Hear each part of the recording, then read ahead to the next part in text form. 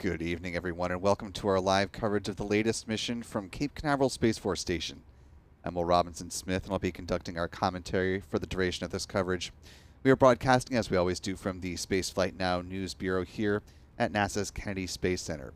And welcome to the next and hopefully will be final attempt for Blue Origin to launch its inaugural New Glenn rocket. Taking a look at that 98-meter tall vehicle standing at the heart of Launch Complex 36 there at the Cape. The flare stack's been going, the propellant has been flowing, and we are currently L-1 hour, 28 minutes, 15 seconds and counting from the current Plan T0 liftoff of this New Glenn two-stage rocket. We'll be talking throughout the course of our coverage about, of course, all about the vehicle, the pad, the mission, the payload, the whole 9 yards. But first, want to welcome you into and introduce our team that is covering this historic launch today. Of course, our Spaceflight Now editor, Stephen Young, is running the technical operations of the broadcast.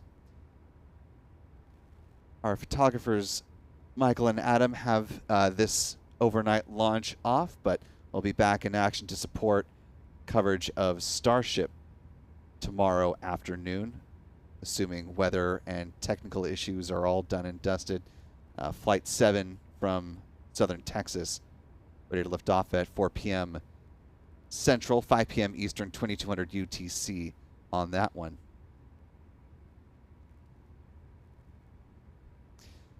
If you're not already following the fellows, though, on X, you can find them at their handles here. Adam is at ABurnNYC, Michael Kane at MD Kane Jr.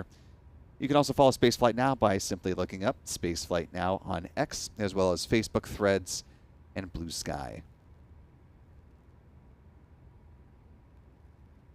We're also joined with tracking assistance by our friends Pete Carstens with MaxQ Productions, taking a look from his camera view right now, and shortly by Chuck and Jen Briggs with CNJ Images.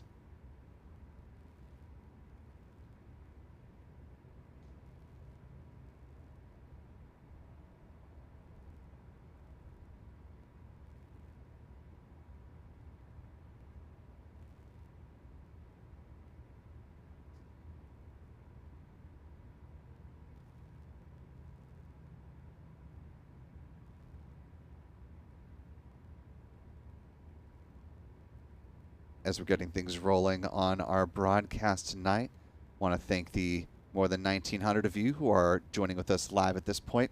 If you haven't already, you could do us a big favor just by clicking the like button and sharing the stream. It'll allow the YouTube algorithm to do its thing and bring some more folks into this live launch coverage, and that would be very greatly appreciated. I want to thank our moderators in the live chat for helping to keep things kosher, allow folks to have good, robust conversation, but also maintain respect of one another. So thanks to Astro Joe, Callistia Lee, and we'll keep an eye out for any of the other mods who may make their way in to the live chat. If you do see any of the others pop in, be sure to give them a big old hello. We're, of course, powered by a wonderful channel member community here on YouTube who makes these live launch opportunities possible. So thanks to folks like Jeff Hansen, Mrs. G, Sulfur for Lunch, Wheelman FPV, Cumulus Granatus, JJ Jones, Charles Boyer, Ryan Snyder, and many others. Channel membership comes with a number of perks, including discounts at our online shop, that is shop.spaceflightnow.com, access to member-only videos here on YouTube, access to our members-only Discord, and of course the ability to watch all of our live launch liftoff moments from here at the Cape in 4K.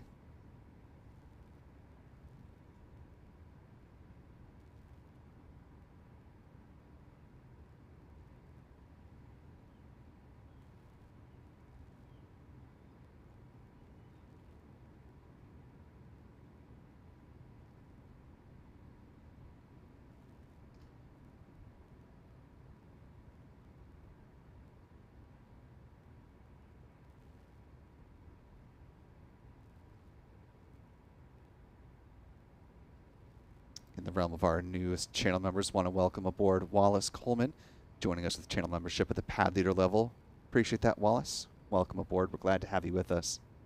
Last little bit of housekeeping. If you have a comment or question about this mission or other happenings in the realm of space, or just want to offer some nice words to us or our community at large, or anyone in particular, and your comment or question is appropriate to be read on the show, love to bring you into the conversation, and you can do so by using the YouTube Super Chat feature.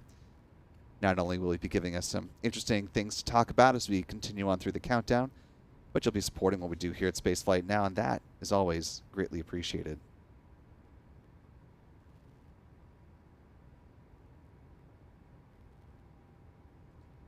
To that end, want to thank channel member Nelson Reyes for a very generous $20 super chat. Appreciate you, Nelson. He says, some coffee money for the Spaceflight Now crew and moderators who work hard to bring us great space coverage and conversation. Go Team Space. Yes, it has been quite a week of some very trying hours, I'll say it like that, with these overnight launches and launch attempts, but we are more than happy to be with you to bring these historic moments, each and every one.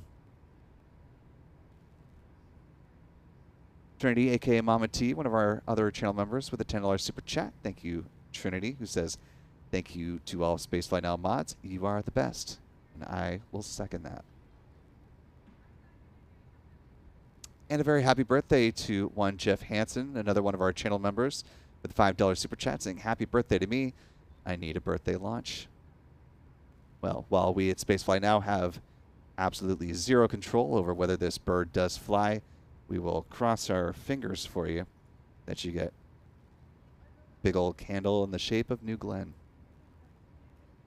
Time now L minus 1 hour, 21 minutes, 56 seconds and counting. As a reminder, this launch does have a 3-hour window that opens up at 1 a.m. Eastern, closes at 4 a.m. technically tomorrow morning, as it's about 11:38 here on the East Coast. Just about to close out this Wednesday following the historic double lunar rover launch that we saw earlier this morning. Falcon 9 rocket lifting off from historic launch complex 39A. 100th launch for SpaceX from that pad. And the beginnings of the journeys for both iSpace and Firefly Aerospace with their Resilience and Blue Ghost lunar landers, respectively. Both companies have established communications with their landers, and so far the missions appear to be going well. We'll, of course, continue to track their journeys to the moon, bring you updates as they become available. Some of the science payloads on board Blue Ghost have also started to receive data from back here on Earth, so some good signs for those researchers that their instruments are healthy, and hopefully both landers will have a safe touchdown on the moon. Blue Ghost is looking to land on March 2nd, about 45 days after liftoff. Meanwhile, the Resilience lander is looking to touch down on the lunar surface in about 4 to 5 months, taking a much longer, more leisurely approach that'll save on some propellant.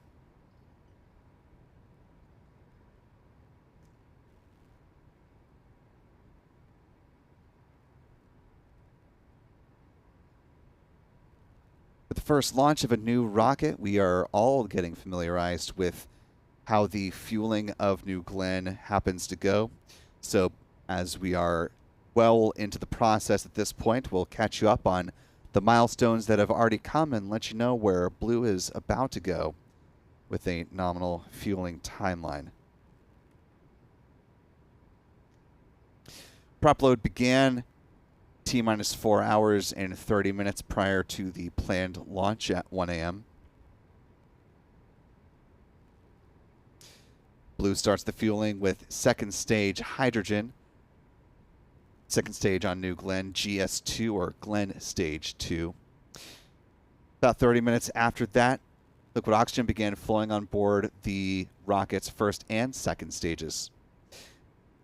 Us fueling milestone to begin kicks off at about T-minus 3 hours and 30 minutes when the liquefied natural gas, the fuel for the booster stage, starts flowing.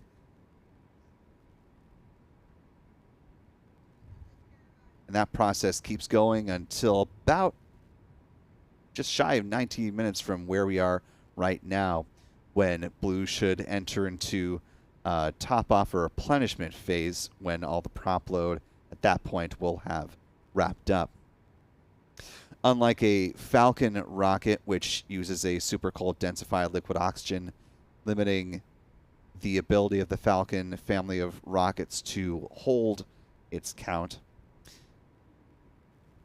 even when New Glenn has concluded its fueling process, as we saw with the launch attempt earlier this week, they do have the ability to hold essentially throughout the duration of their full window. So they're not beholden once the tanking has started to a set T0. They have a little more flexibility in that regard. About T-minus 20 minutes is when the last big weather check is conducted. You know that weather has been a sticking point for Blue Origin and getting off the ground, and we'll talk a little bit more about tonight's weather outlook in just a moment here. Countdown continues. The go, no, go poll is taken at T-minus 10 minutes. It'll enter into the terminal count T-minus 4 minutes. Tanks are pressurized at T-minus 2 minutes and 30 seconds. About a minute after that, the vehicle turns over to internal power. The water deluge system at LC-36 is activated at T-minus 20 seconds.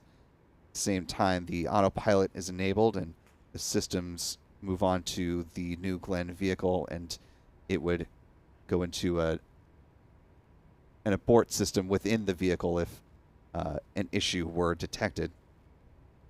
Engine ignition is issued at T-minus 5.6 seconds, and if all the systems are looking healthy and the 7 BE4 engines at the base of the booster ignite and operate as expected, well, then we'll see their first liftoff of a fully integrated New Glenn rocket at T0. Once again, targeting a liftoff at the opening of the 3-hour window, that is 1 a.m. Eastern.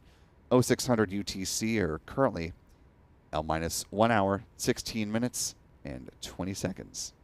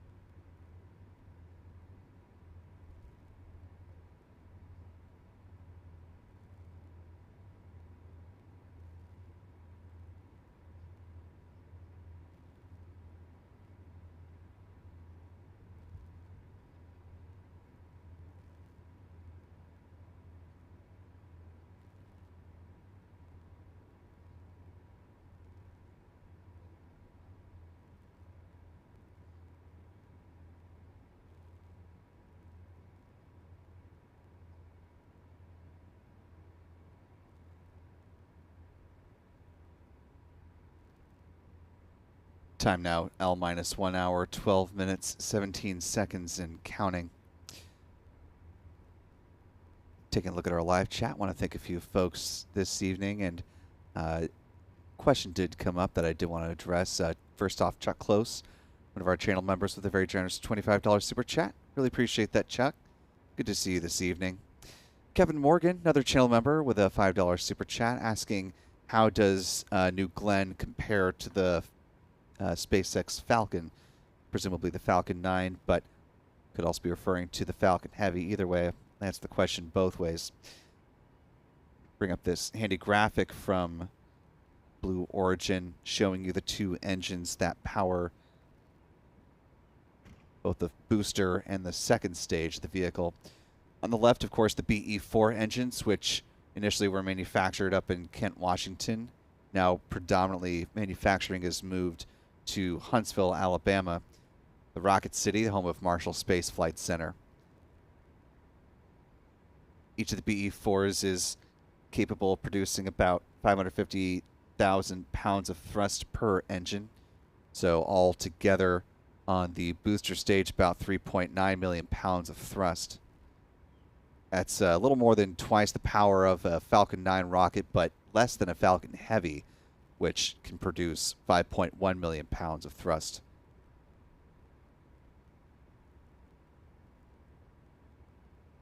On the right-hand side of the graphic, you can see the BE-3U engines, which power the upper stage, or GS2, for New Glenn.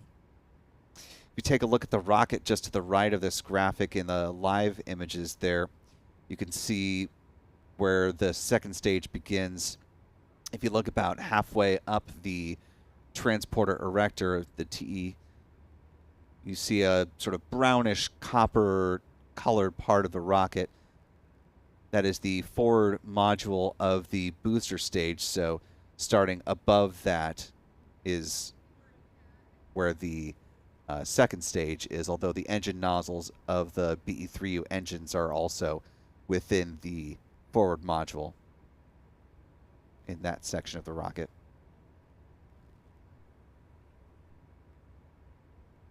Each engine provides about 1,060 pounds of, or 160 pounds of thrust, I should say, for a total of 320,000 pounds of thrust for the New Glenn upper stage. Falcon 9, with its Merlin vacuum engine, has 220,500 pounds of thrust.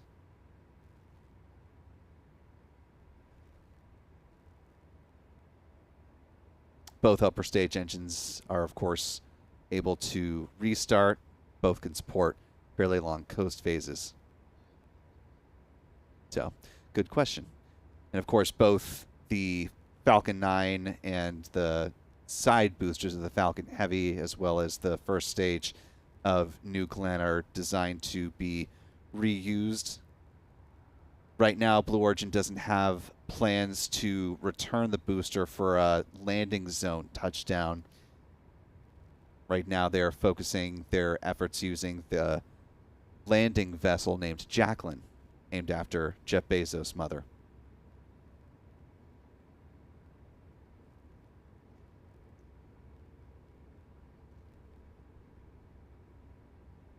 L minus 1 hour, 8 minutes, 28 seconds and counting. I want to thank channel member Charles Boyer of Talk of Titusville. Appreciate you. Good to see you, Charles.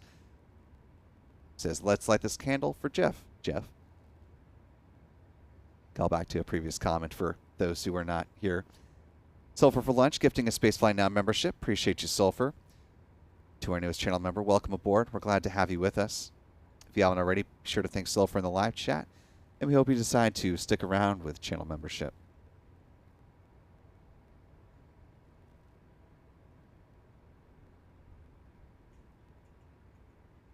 Mentioned earlier the weather outlook for this flight. Sort of a passing comment. Let me address that with a little more specificity. Coming into this launch opportunity on Wednesday, today, the 45th Weather Squadron issued their latest outlook, suggesting a 40% chance of favorable conditions for liftoff. Put another way, a 60% chance of violating weather constraints. pointing at the thick cloud layers rule as the primary culprit. A little bit hard to see given the lack of light, but it has been fairly overcast coming into tonight's launch opportunities. So as Blue Origin themselves noted in their post announcing they were going to go for it, and you can see this satellite view of the clouds moving across the Sunshine State.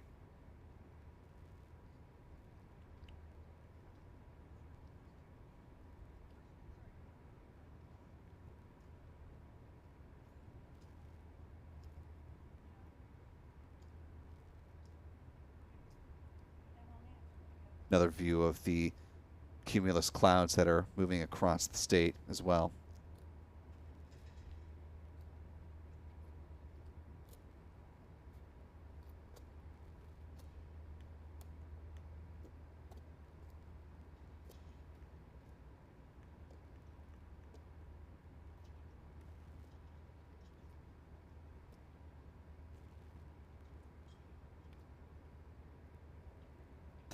If for whatever reason Blue Origin decides that it is not ready to move forward with the launch tonight for technical reasons or just because the weather is determined to be too much, they do have a 24-hour backup opportunity. Liftoff Friday morning from a weather perspective looking considerably better. 90% chance of favorable weather, tracking the thick cloud layers rule impact as well as cumulus clouds. On both days, the booster recovery zone weather is labeled as moderate on a scale of low to moderate to high as far as risk. Of course, recovering the first stage booster is, as the Blue Origin folks would say, icing on the cake, not the primary mission here. The primary mission is to get the upper stage to its target orbit and to be able to perform a full, roughly 6-hour mission using the Blue Ring Pathfinder payload that is encapsulated within the payload fairings at the top of the New Glenn rocket stack. Talk a little bit more about Blue Ring in just a moment. But if Blue Origin does determine that launch conditions are good enough, but the booster recovery conditions are not, they, of course, would have the option to divert the booster and forego trying to recover the booster on this go-round. But that is their intent, to at least give it the old college try.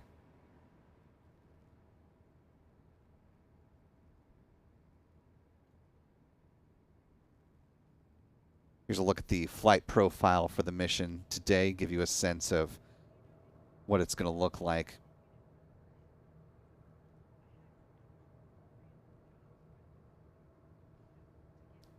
Target orbit, as you can see in the bottom right-hand corner of this graphic.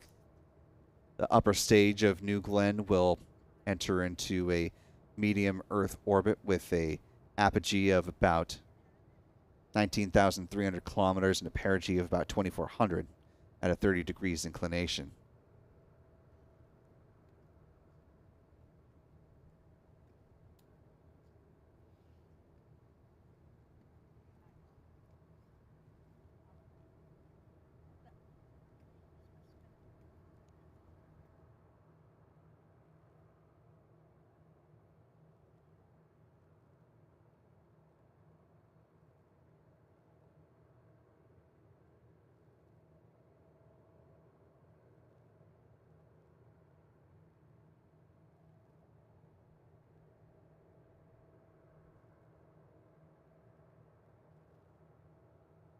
Now L minus 1 hour, 3 minutes and counting.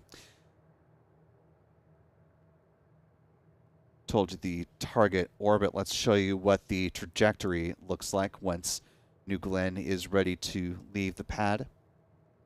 We'll fly in a slightly southeasterly trajectory once it lifts off from LC-36 and flies away from Florida's Space Coast. Following stage separation, the first stage booster will follow that red arc and target a touchdown, again assuming that things are good out in the recovery zone on the landing platform called Jacklyn. There's particular landing platform arrived earlier in 2024, was in port for about 4 or so months before it departed in support of this mission.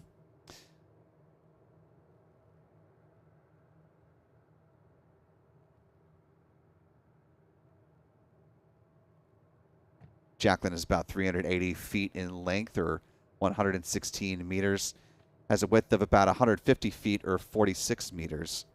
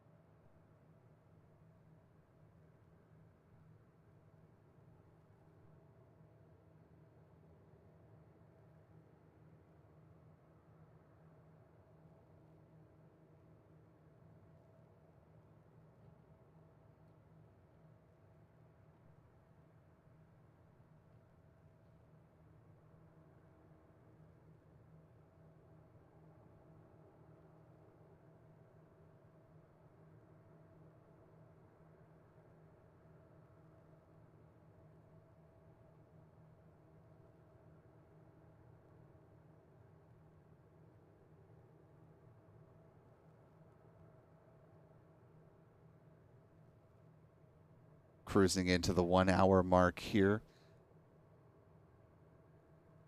In just a little more than 20 seconds, Blue Origin should be done with fueling its New Glenn rocket and enter into a top-off mode.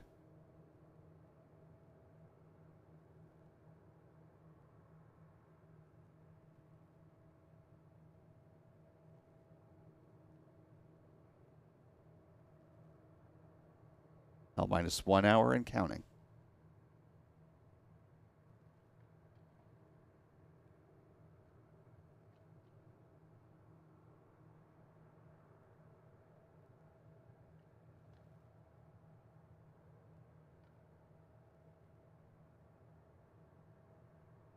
As we were just talking about the landing vessel Jacklyn, let's go ahead and call up some video of that landing barge.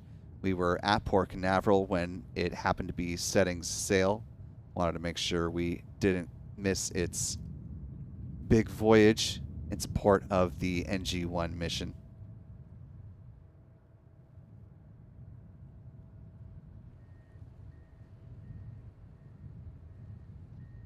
Formerly called the Landing Platform Vessel 1, supported by that tug that you see those folks on called the Harvey Stone.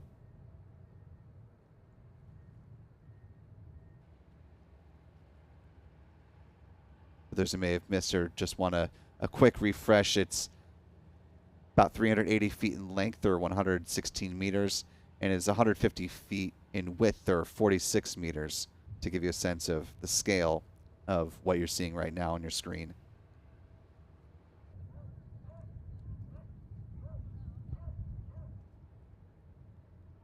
At the heart of Jacklyn is a landing area, which has a diameter of about 200 feet, or 61 meters. For those who have seen the liftoff and landings of Blue Origin's New Shepard suborbital vehicle, you'll recall that circle with the feather icon in the middle. That same diameter space that New Shepard lands on is exactly the same as what's in the heart of Jacklyn.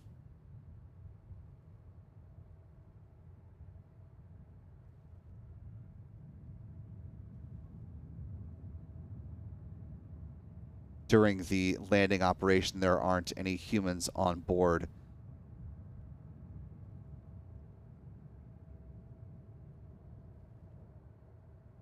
Jacklyn actually features a little robot. I say little, it's about the footprint of a Ford F-150 truck.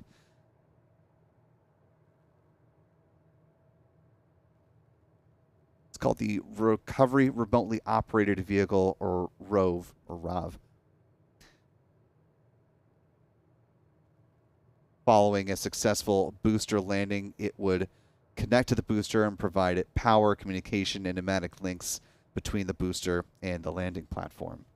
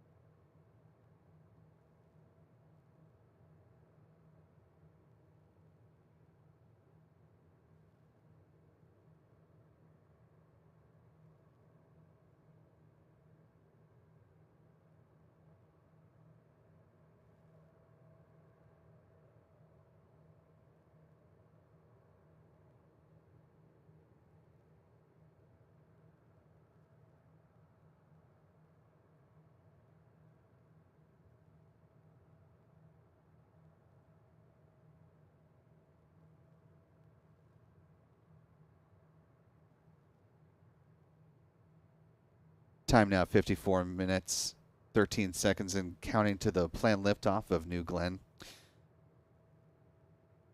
Just a little over 10 minutes ago, Blue Origin's latest update was that they have completed fueling for this flight. That jives with the countdown timeline that we've been provided for this mission.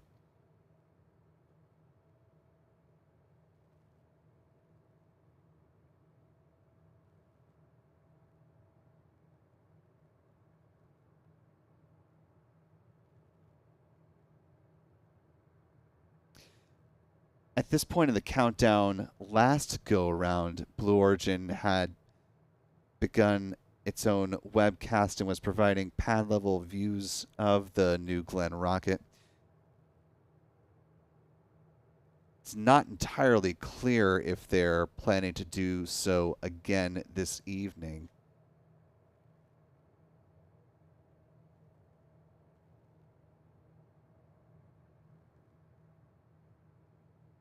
If pad level views do become accessible, of course, we'll be sure to share those with you.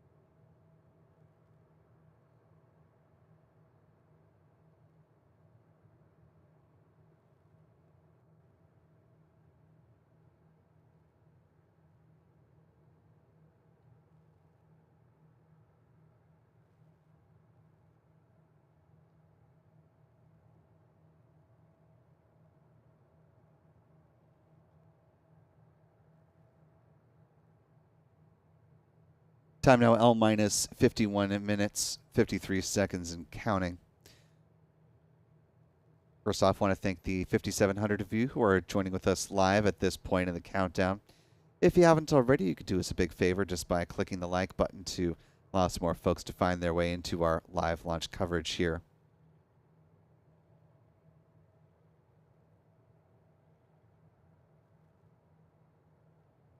As we are awaiting possible views of New Glenn from the pad level or from the helicopter shot that we got occasionally throughout the course of the first broadcast, or the first launch attempt during that broadcast, let's go ahead and give you a look at where the whole shebang is being run through. This is New Glenn Mission Control, which is located within the campus of Blue Origin, their manufacturing campus at Exploration Park.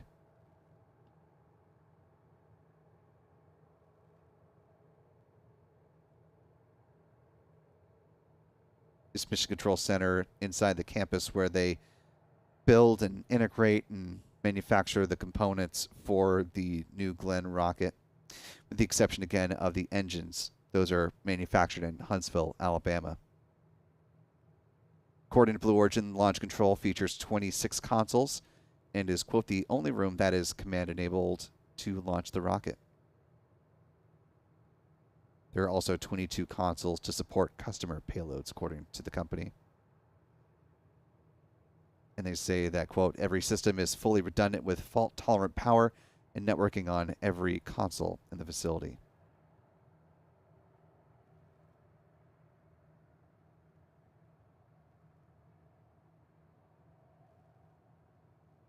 For those who have not been to the Kennedy Space Center Visitor Complex, that's fairly close to the gates of Kennedy Space Center. And right across from the Visitor Complex main campus is where Blue Origin is situated.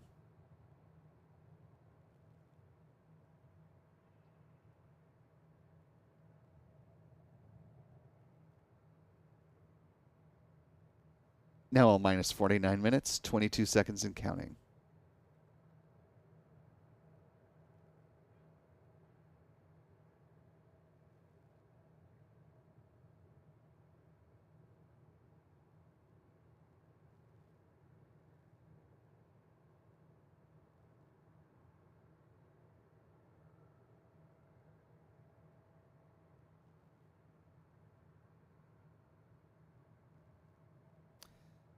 Taking a look at our live chat real quick. Want to thank a few folks for their support this evening.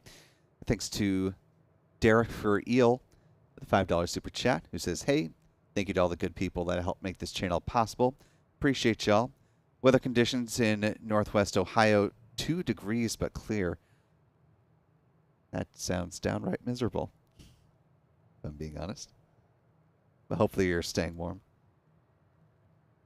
And it sounds like the Blue Origin webcast is spinning up, so we're working to get that.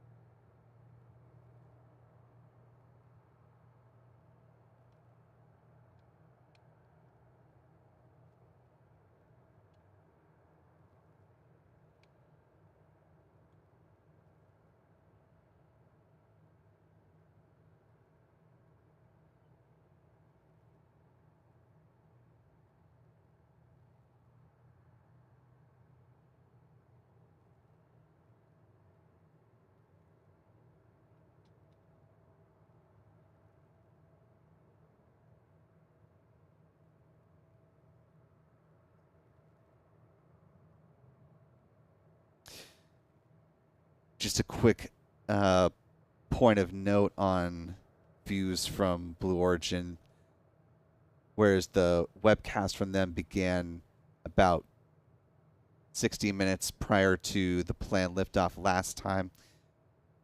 According to the video description, the webcast for them begins 20 minutes before launch this go around. So it'll still be about 27 minutes before we start getting pad level views. But Once those do become available, we'll be sure to bring those.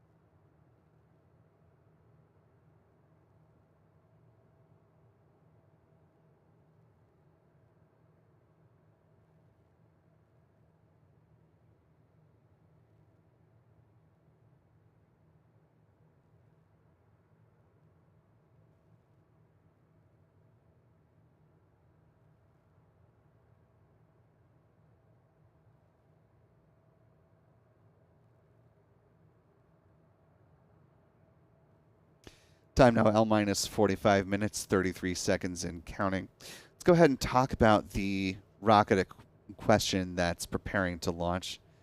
New Glenn, a 2-stage launch vehicle, first orbital class rocket manufactured by Blue Origin.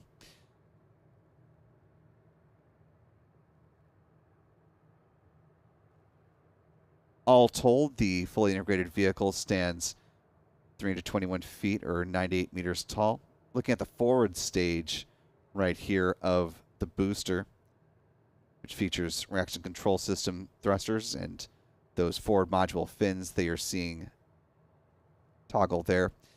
Those are each about 16 feet long at the base, stick out about 6.5 feet from the body of the rocket. And they help steer the booster as it's making its way back towards the landing vessel called Jacklyn, following stage separation. See the material that is both on the forward and the aft module of the booster. That is called their Comet thermal protection material, created by Blue Origin.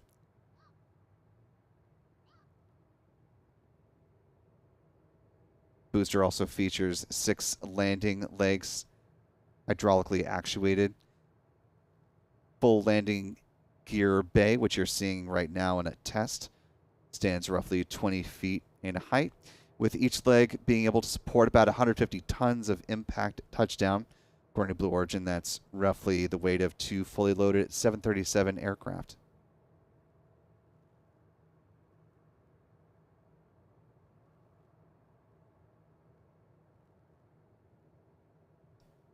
The New Glenn rocket has a payload fairing diameter of 23 feet or 7 meters, with a volume of 16,184 cubic feet or 485 cubic meters.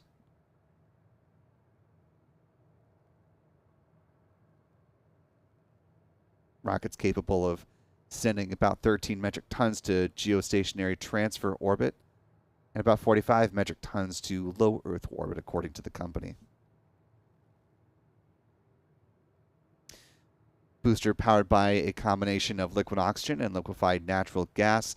Meanwhile, the upper stage uses liquid oxygen and liquid hydrogen. This is video from the static fire test that was conducted. That was one of the last big items before Blue Origin moved into final phases of the launch campaign. End phase, hopefully, we'll be seeing here in now 42 minutes and 42 seconds.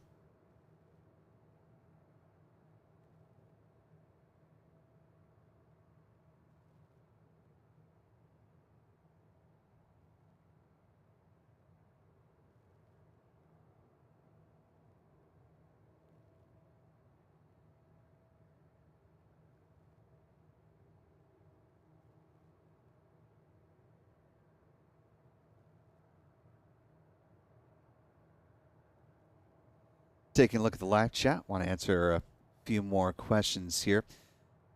Johnster Space Program with a $10 super chat. Hello, Johnster, who says, hello, I was at the first launch attempt stream a few days ago and had a question.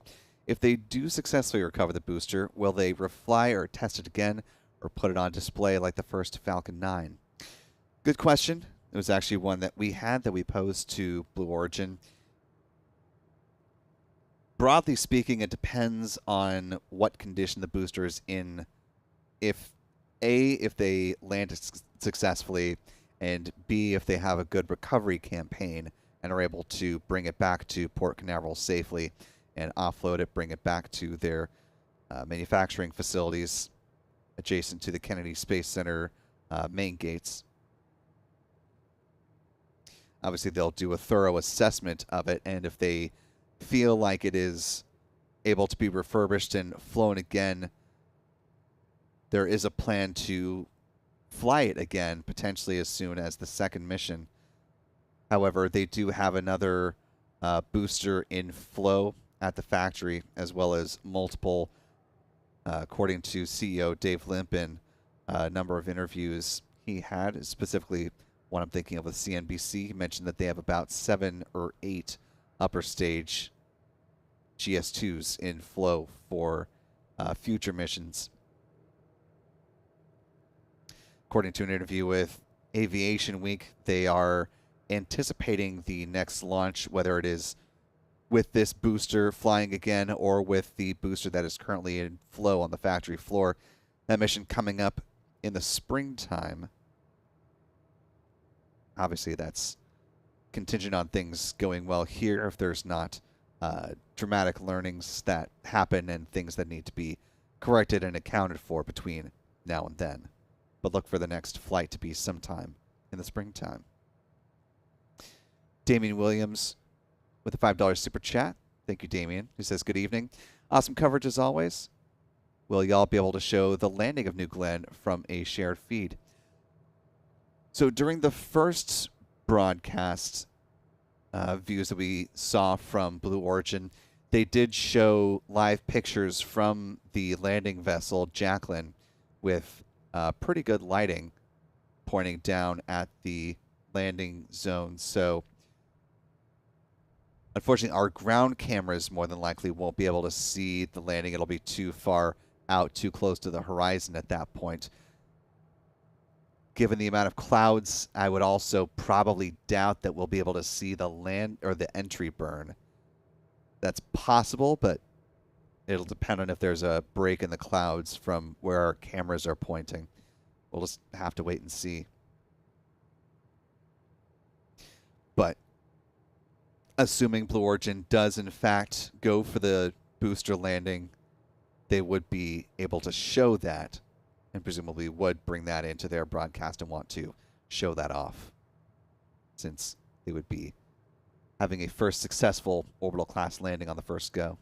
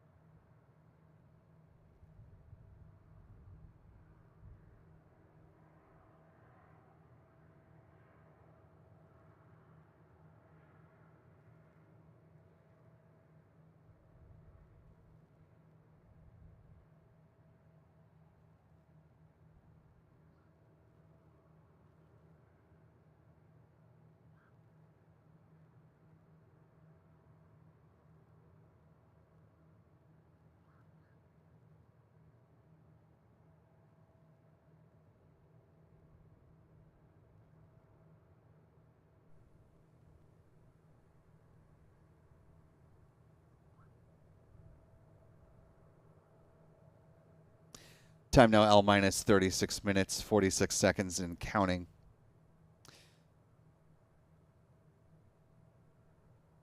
Last month, we had the opportunity to participate in a reporter roundtable with ULA President and CEO Tori Bruno. In addition to talking about a number of things related to the Vulcan rocket and some of ULA's future plans in this year and beyond, one of the questions that we at Spaceflight Now had for him was concerning the BE-4. In a previous panel, it was brought up the fact that Blue Origin had the opportunity to watch the 2 certification flights of the Vulcan rocket and see 4 of their engines across those 2 missions fly and get some good in-space data from them. So I asked Tori Bruno about sort of the inverse of that, what ULA is going to be looking for with the launch of New Glenn and seeing those BE-4s fly, but on a different launch vehicle. So here's that part of that roundtable discussion with, again, ULA President and CEO Tori Bruno talking about learnings from the BE-4, as well as giving his thoughts on the current launch landscape. We'll obviously be very interested in the performance of the BE-4s because they're very, very similar. Essentially the same engine, but they have a different ignition because they restart to fly at home. So the basic engine is the same. It's that many more flight data points, so we'll be studying that carefully for its performance and any margins that are demonstrated and so on. We also like to keep track of all of the launch providers and where we each fit and where we're differentiated. New Glenn is another LEO operations optimized rocket like Falcon, and it's a pretty large rocket with theoretically some pretty good mass to LEO capability, so we'll be interested in that. You know, you guys may remember I've talked in the past about Vulcan was optimized for the very mission we were just talking about with CAT-C, and that has Vulcan and the others sort of differentiated, and that's the healthiest place to be when you have a marketplace and you have competitors. So you want broad industrial base facing to China. You want to have competition because healthy competition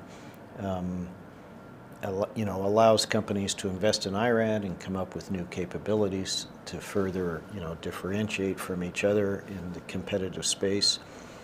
You don't want them to be identical.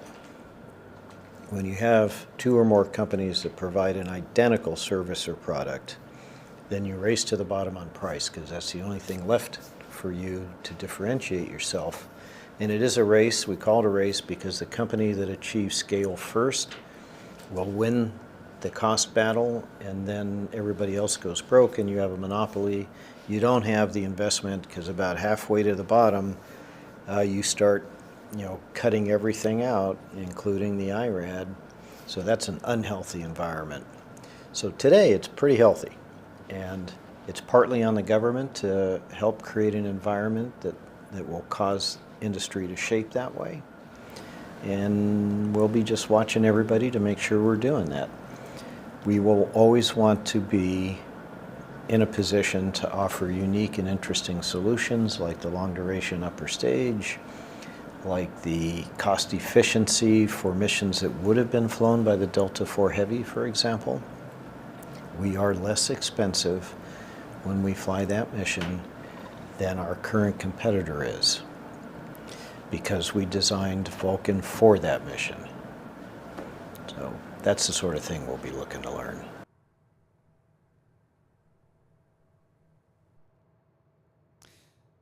Thanks again to ULA and to Tori Bruno for the time and the comments there.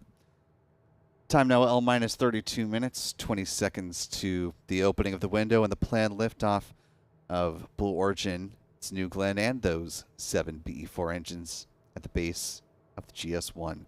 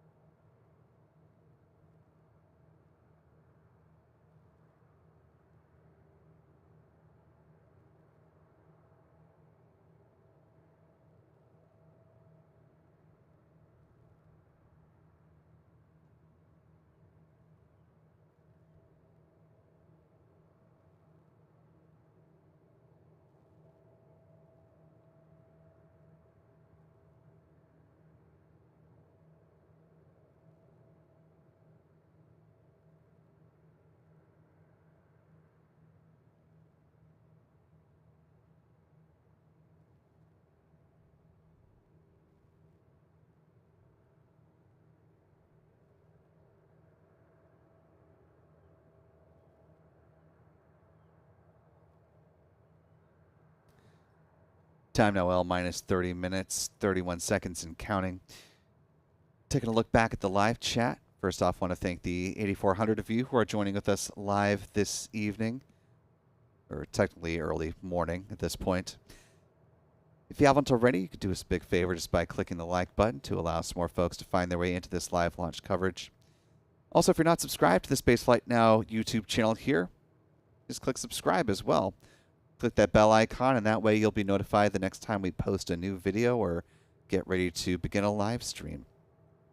Got a big one coming up tomorrow in partnership with our friends Lab Padre, bringing you coverage of Starship Flight 7 out of Boca Chica, Texas. Much more on Starship tomorrow, though. The focus tonight, New Glenn. Speaking of Glenn, thanks to Stephen Andrews in the live chat with the $5 super chat. Appreciate you, Stephen, who says, comms director for rocket startup LESAT here. As a native Ohioan, I feel it is my duty to add some Glenn facts. Stay tuned. Happy New Glenn night all. Look forward to seeing some of those New Glenn facts or facts about John Glenn. Whichever form those come.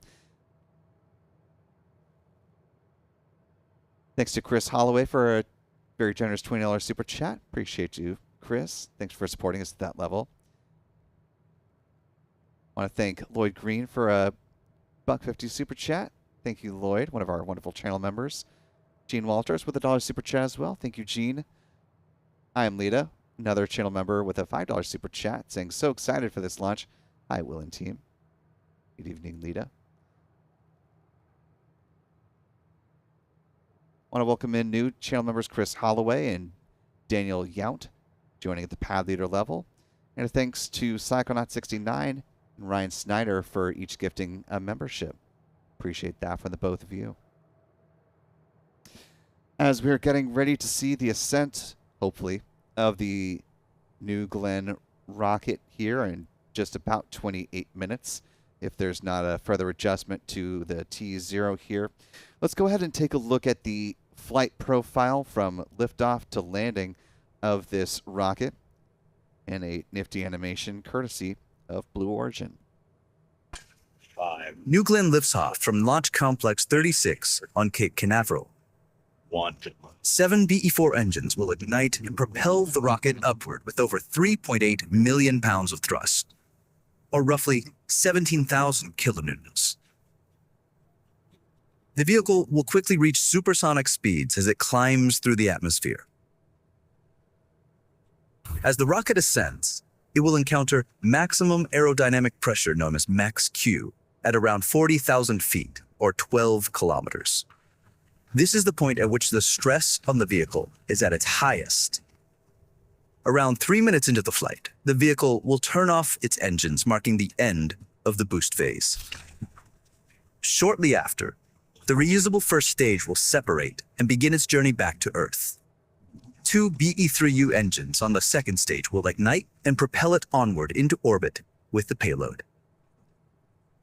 The reusable booster reorients in the vacuum of space using its reaction control system. At 220,000 feet, or 67 kilometers, it executes an exo-atmospheric boost back burn using its center 3 engines. These engines gimbal for maximum control of the booster. This burn slows the vehicle down before re-entering the atmosphere.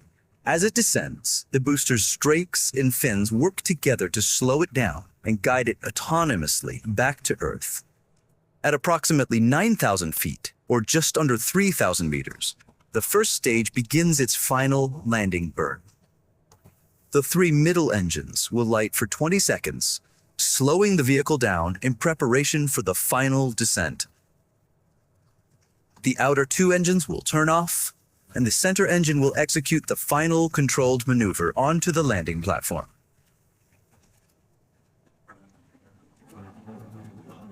And the vessel will return to Cape Canaveral to prepare for its next mission. Meanwhile, in space, the second stage will continue to power the payload towards its final orbit.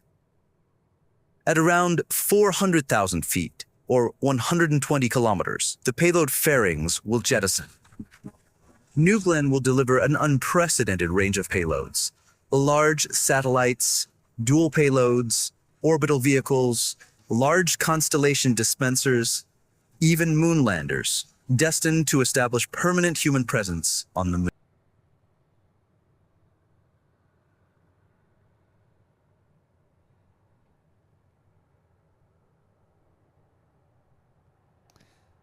As far as the mission timeline for this particular flight, with the Blue Ring payload on board, the Pathfinder, this mission will wrap up about T plus 5 hours, 50 minutes, and 58 seconds after liftoff.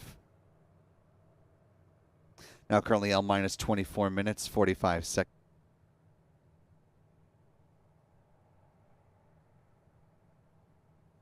In just about 24, in about 4.5 minutes at the T minus 20 minute mark is when they should be doing their final weather check.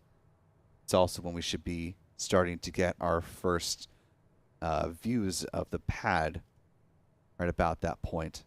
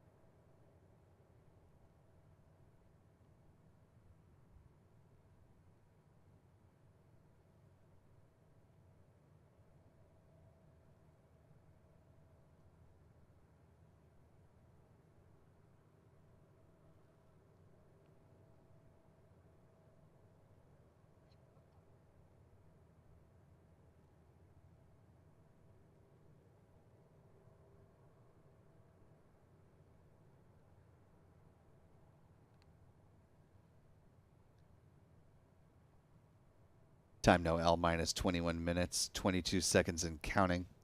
For those who are in the area of Central Florida or just to our north or to our south, I want to give you an idea of course, with the caveat of cloud cover will dictate your visibility on this launch. This is, broadly speaking, the timeline in which you should be able to see some views potentially of New Glenn as it makes its ascent from Launch Complex 36 there at Cape Canaveral Space Force Station. Once again, this graphic courtesy of Blue Origin.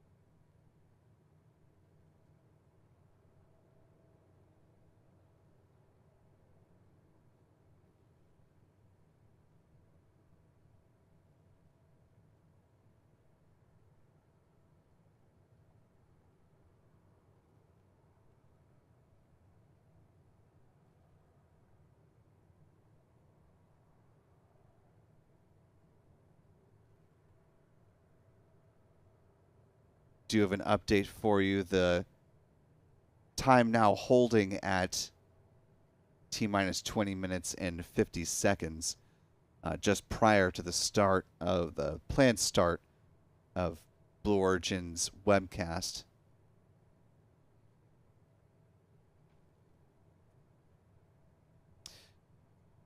Blue Origin had been counting down to a planned liftoff at the opening of the window at 1 a.m. Eastern 0600 UTC. The plan hold, or excuse me, with a hold in place, unplanned. It's unclear what the new T0 might be, as Blue Origin is not providing mission audio at this point, and beyond noting that there is a hold in the countdown, they have not given any additional context to what they might be working at this point in time.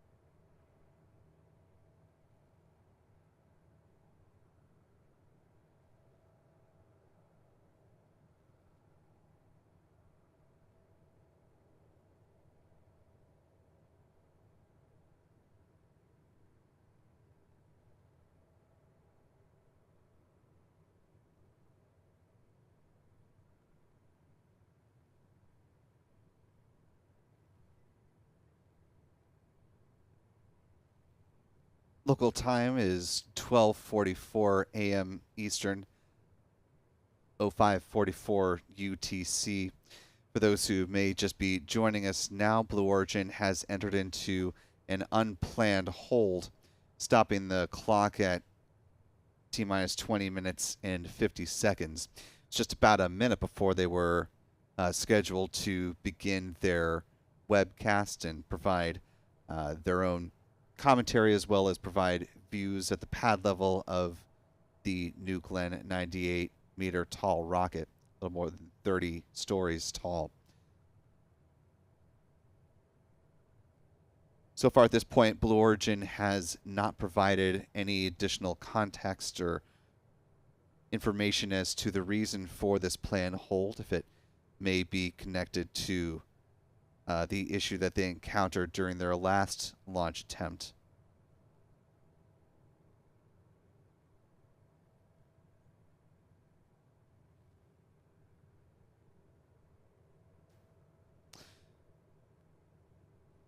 Following the stand down from that launch attempt on the 13th on Monday, Blue Origin said, and I'll quote them here, this morning, again referring to the 13th, this morning's scrub was due to ice forming in a purge line on an auxiliary power unit that powers some of our hydraulic systems, end quote.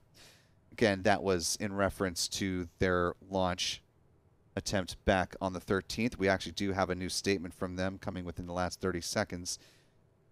Blue Origin has stated, and I quote, "We are entering a hold with the countdown clock at T-minus 20 minutes for BE4 Chillin. New T0 forthcoming," end quote.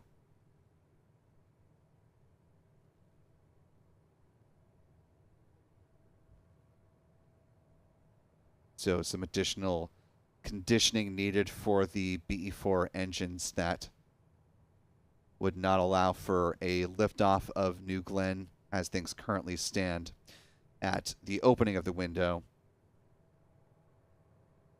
1 a.m. Eastern, 0600 UTC. As Blue Origin stated in their comment, new T0 forthcoming, and of course we will update our countdown clock as soon as we have a new T0. But the window does extend out to 4 a.m. Eastern, 0900 UTC.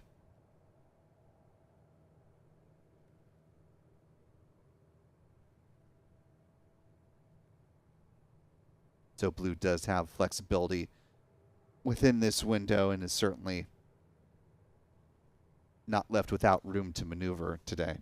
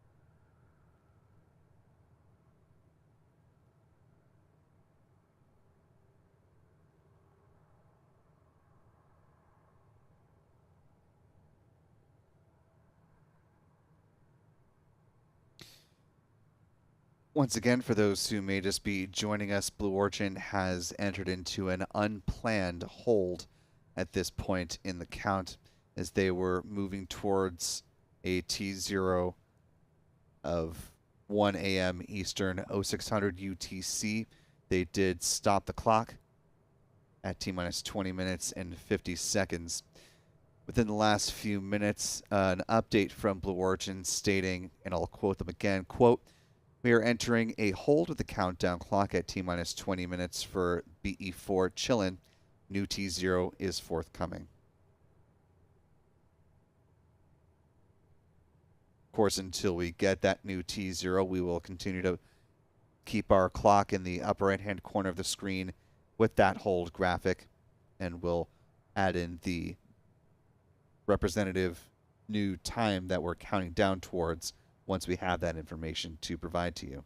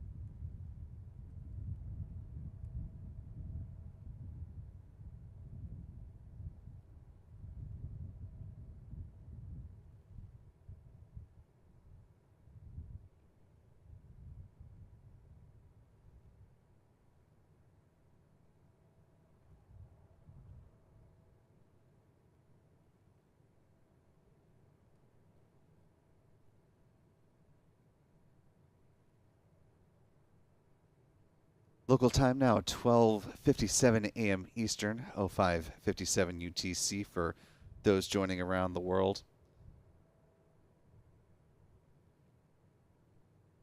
As a reminder, as you may have noticed, we are currently in an unplanned hold. Blue Origin stopping the clock at T-minus 20 minutes and 50 seconds. Company saying that they are holding the clock for additional time to chill the BE4 engines. We'll come out with a new T0 time at some point. They just describe it as forthcoming without really having a good grasp on when exactly that might be coming. Of course, we'll update our countdown clock in the upper right hand corner of the screen once we have a new good T0 to provide to you.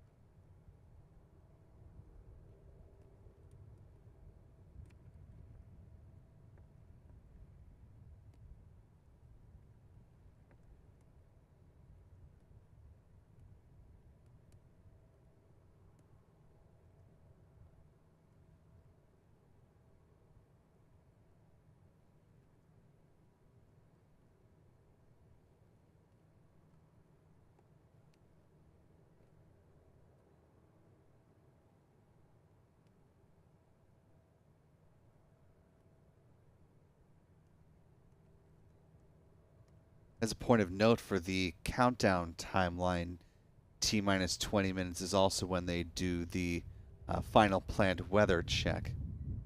Coming into this launch opportunity, the 45th Weather Squadron did forecast just a 40% chance of favorable weather at liftoff, with the thick cloud layer rule violation being their primary concern.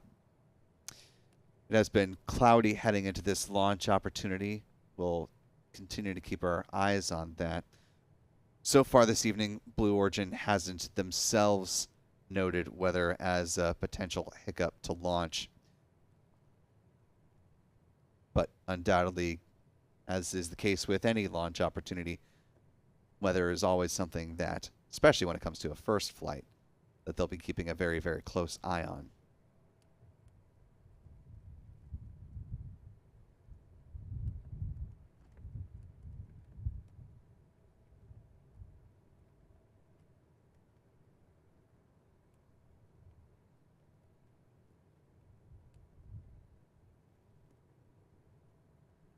Time now 1 o'clock, top of the hour. This was or still technically is, the opening of today's launch window for Blue Origin. Was once upon a time the planned T0 when just about 20 minutes ago now, Blue entered into an unplanned hold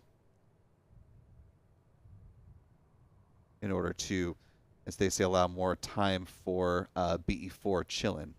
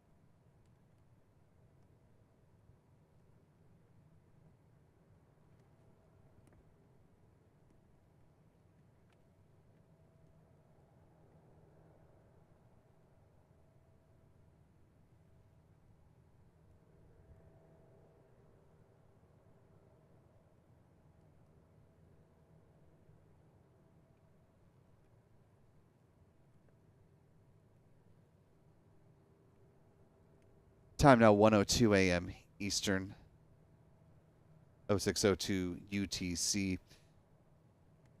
Just taking a step outside to look at the cloud level over Florida's Space Coast, and it does, from a very much not meteorologist perspective, seem to be getting denser. See a helicopter going by in the just top of the frame there. Pull back out to a wide shot. You can see the blinking lights as it's cruising by.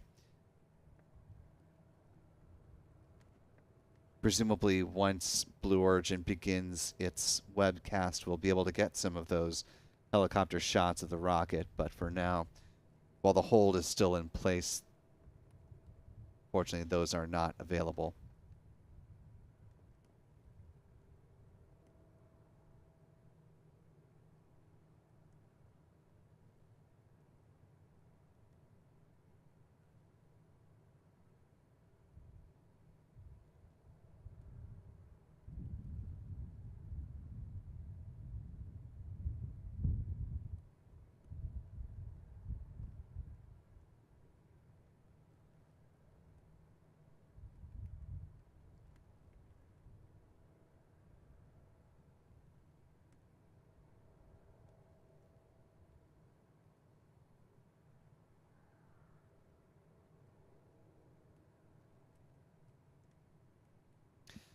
Taking a look at the live chat, want to thank the little more than 14,000 of you who are joining with us live this evening.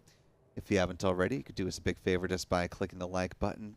Share the stream, allows more folks to find their way in as we continue to track the progress of New Glenn towards a hopeful launch within this 3-hour window that is available. See, the clock has been reset now at the T-minus 30-minute mark. We're going to go ahead and readjust our clocks to match that as well.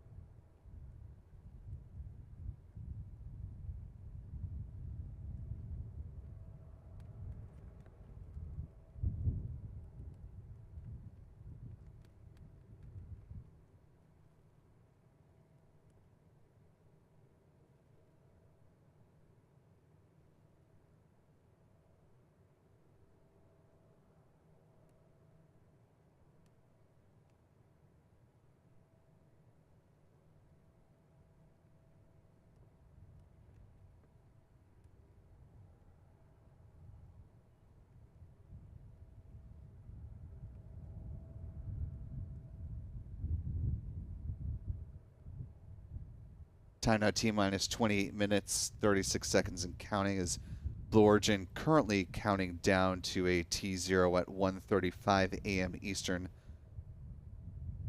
06:35 UTC.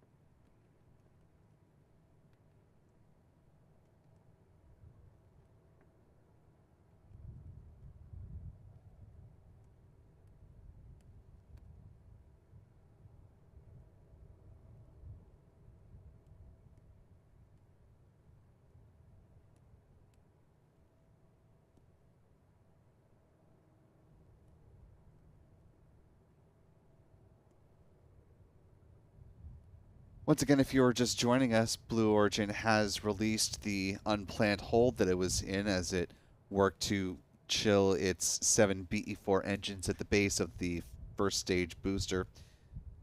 Counting down now to a liftoff at 1:35 a.m. Eastern, 06:35 UTC for those around the world.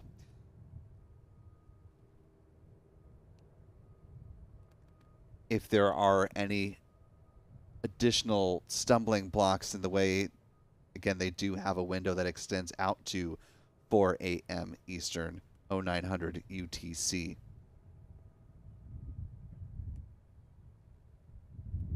So we're continuing to track the progress of the count. Want to thank Paul Putnam for a $10 super chat. Thank you, Paul, who says, thanks for all you do. Appreciate that support. Thanks to Psychonaut69 for gifting 5 Spacefly Now memberships. Appreciate that generosity. And in addition, want to welcome Chris Kina joining us with channel membership at the Pad Leader level. So welcome aboard to our new 6 channel members. Glad to have you with us. To those who are gifted membership, be sure to thank Psychonaut in the live chat if you haven't already. I hope you decide to stick around with channel membership. Also want to thank channel member Nelson Reyes for a $20 super chat. Thank you, Nelson. Good to see you. It says, here's a little change for a coffee and hand warmers for the Spacefly Now crew. As always, thanks for the great coverage. Keep looking up, Team Space. Hopefully in 24 minutes and 48 seconds, we'll have a New Glenn rocket to literally look up to as it makes its ascent from Launch Complex 36.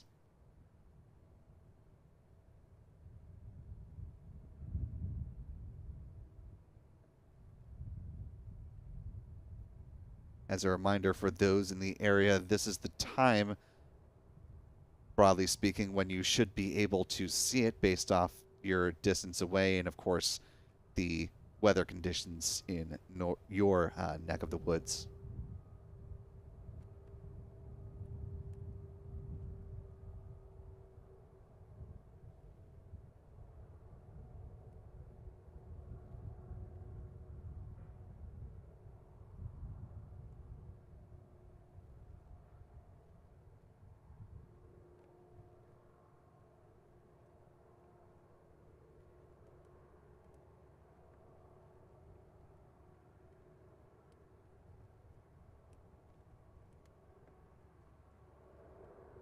Taking a look at the front of the New Glenn rocket, this is not a live picture in the middle of your screen. The right image, it obviously is, as you can see the venting is currently underway as they're continuing to track towards that T0. First stage booster called So You're Telling Me There's a Chance. Not only a nod to the movie reference, but also, of course, the opportunity for this booster to have the chance of landing safely on its first flight on Blue Origin's landing vessel called Jacklyn. The top of the rocket, you can see the 7-meter or 23-foot diameter payload fairings with the mission patch emblazoned upon it. Just beneath that sort of grayish bar, take a look at another image zooming in here with the one of the slogans from Blue Origin for the benefit of Earth. The texturing in those is not just a pattern behind the main letters that spell out for the benefit of Earth, but those are signatures, names of the Blue Origin workforce. No L-minus 22 minutes, 14 seconds and counting. In just about 2 minutes is when the weather briefing is scheduled to take place, because Blue Origin, though not providing mission audio and their webcast has not begun, we don't expect to hear that and be able to broadcast it, unfortunately. But as we're waiting for the start of pad level views and for that webcast to begin, being an indication that Blue is getting close to really the heart of the moment here, let's go ahead and review the launch timeline. The nominal and best case scenario sequence of events for Blue Origin if and when this New Glenn rocket is able to successfully lift off the ground at T0. About a minute 39 seconds into flight, it'll pass through max Q, or the point of greatest aerodynamic pressure on the vehicle.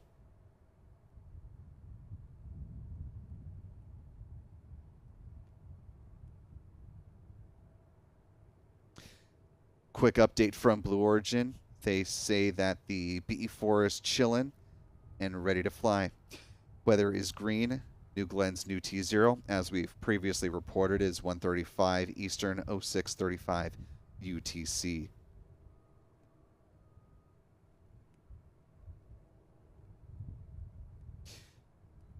Always good to have confirmation of previous reporting, and they do seem to be within 20 minutes and about 30 seconds to the planned liftoff. So let's continue on through this countdown.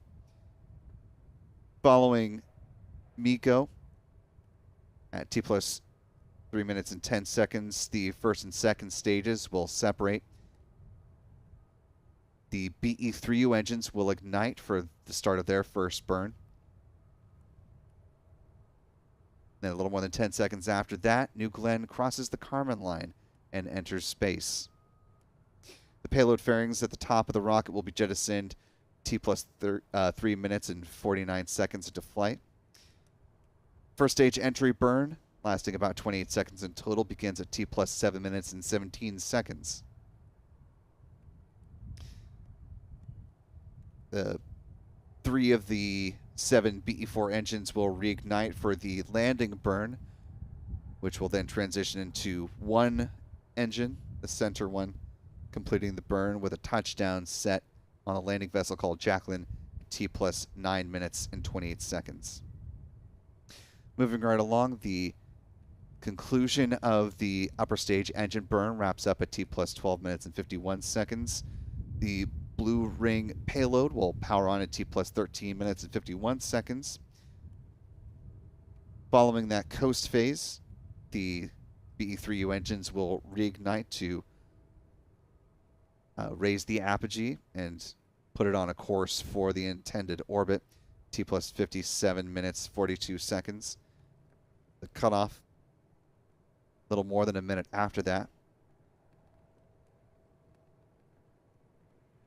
Upper stage of New Glenn will go into an orientation maneuver, or a deer pointing, T plus 1 hour, 59 minutes and 18 seconds. And then they will go through the course of their mission, ending things T plus 5 hours, 50 minutes and 58 seconds.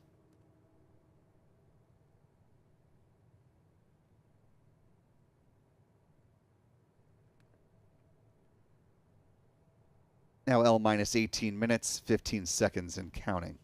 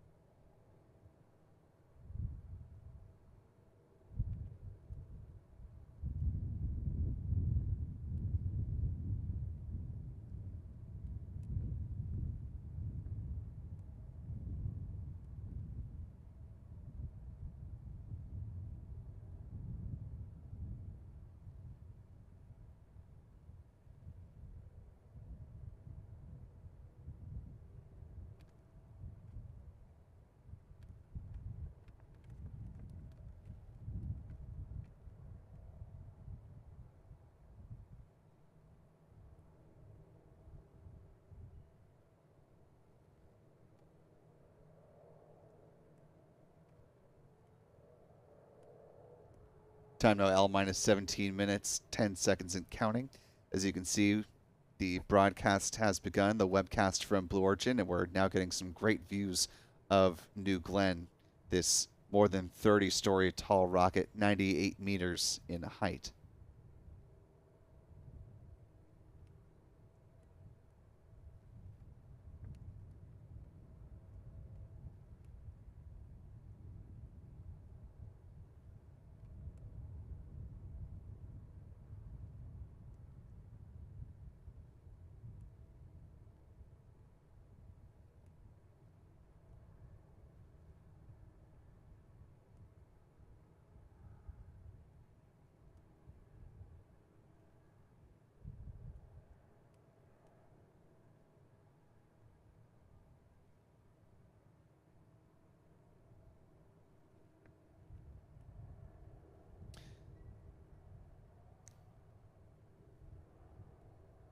as we see some shots panning down the rocket, talking about the transporter erector, the gray structure that is just behind the vehicle from this camera's perspective.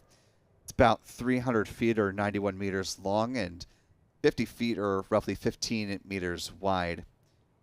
TE weighs more than 4 million pounds or about 1,800 metric tons.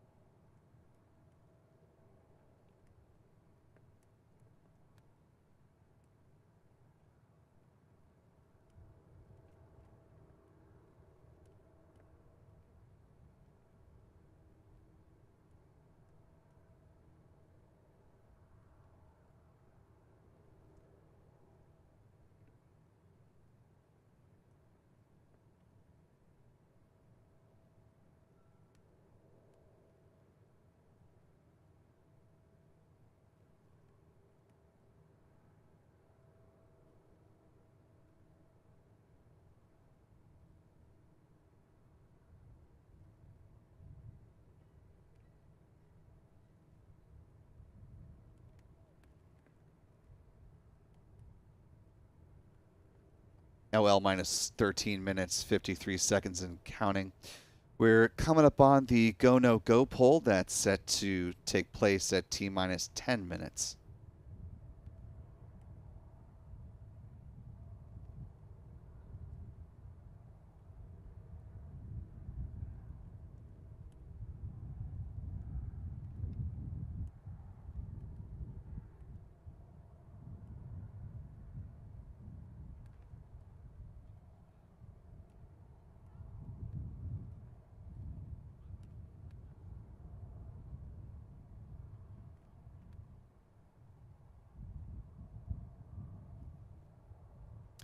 As a point of note, the payload on board this mission, so we're now L minus 13 minutes, 4 seconds and counting, is a Pathfinder version of their Blue Ring, what Blue Origin describes as a multi-orbit spacecraft platform that can both host and deploy payloads, as well as maneuver both in between orbits and within orbits.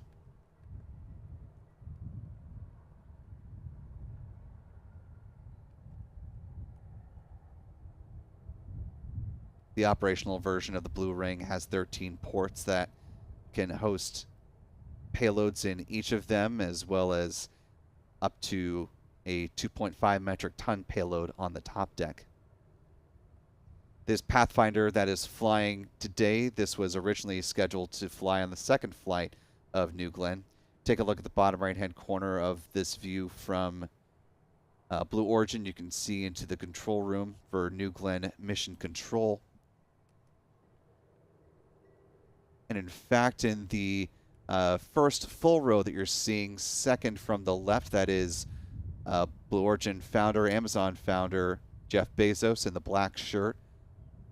Just to his left, our right, that is Blue Origin CEO Dave Limp, who's put his right hand up to his headset, now to his chin. That's the gentleman I'm talking about right there.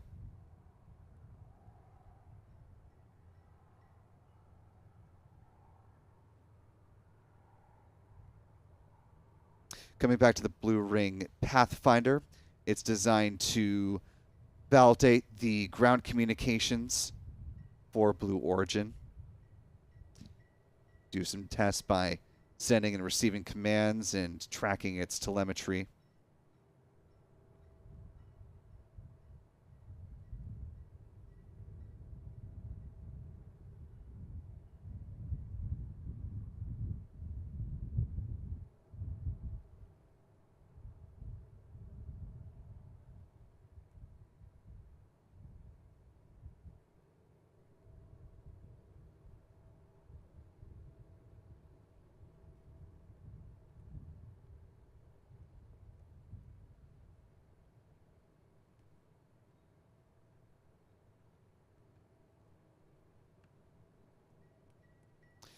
Blue Origin has an ambitious goal for its first stage boosters.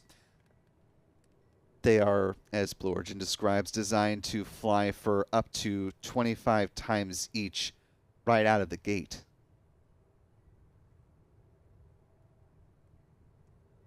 As we mentioned earlier in the broadcast, if in fact Blue Origin is able to successfully land this booster that is supporting the NG-1 mission, so you're telling me there's a chance on the drone or the landing vessel called Jacklyn, if all that goes basically perfectly and they have a good journey back to Port Canaveral, then that booster does have the possibility.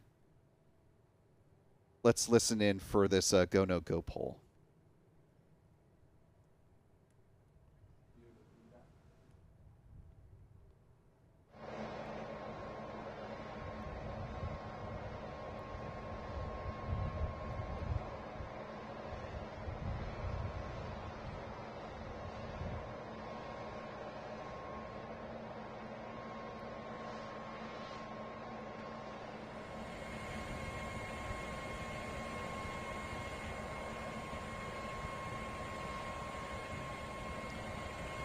Blue Origin commentators noting that the go no go poll is being conducted as it is scheduled. Not hearing the poll.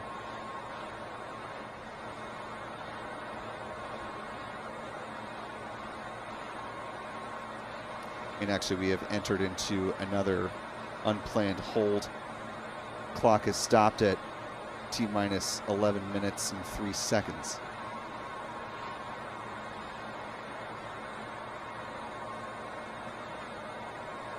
Standing by for further updates.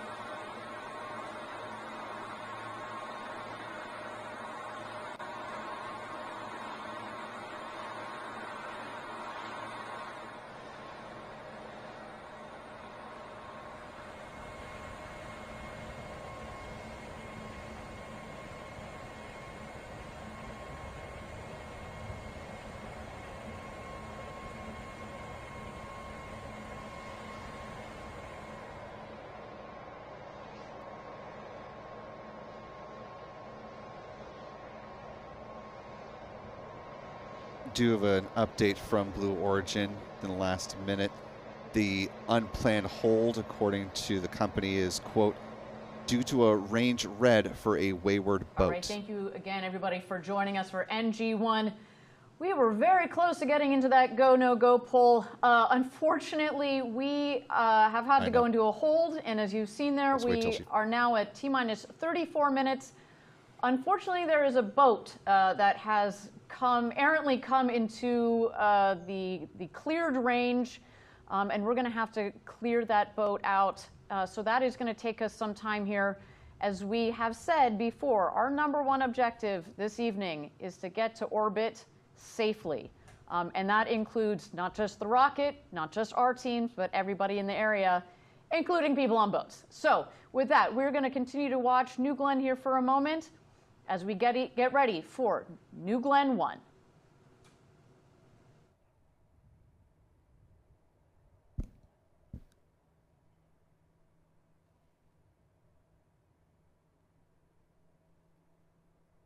As the commentator was speaking about the hold for that wayward boat. The countdown clock has resumed its movement.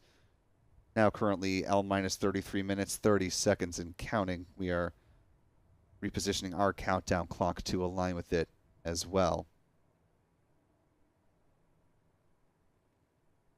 Looking at a liftoff at now 2:03 a.m. Eastern, 07:03 UTC.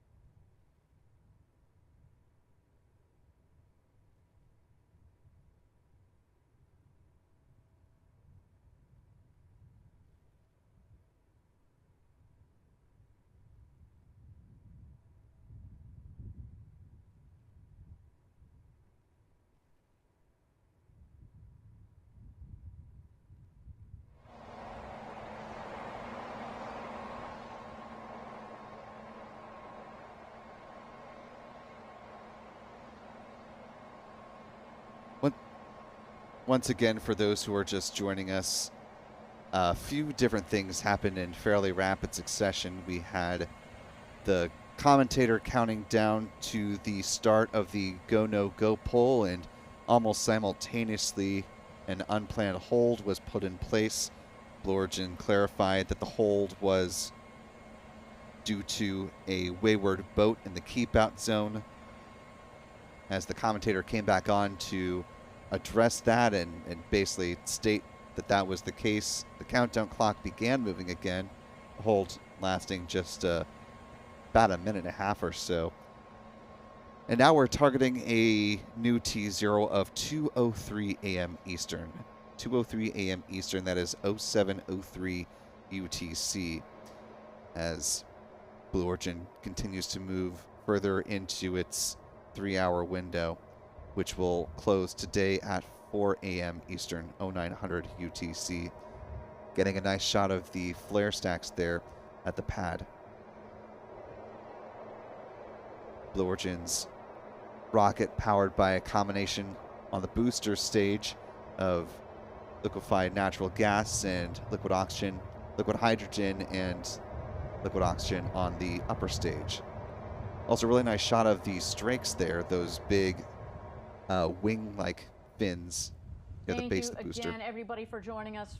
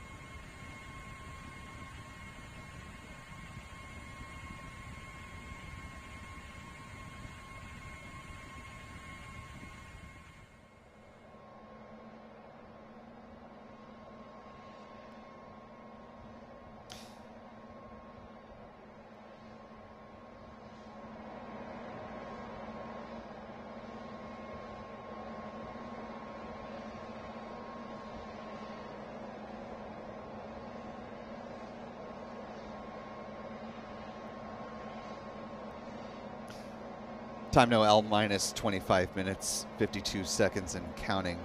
The additional noise you're hearing are from the microphones out at the pad at Launch Complex 36.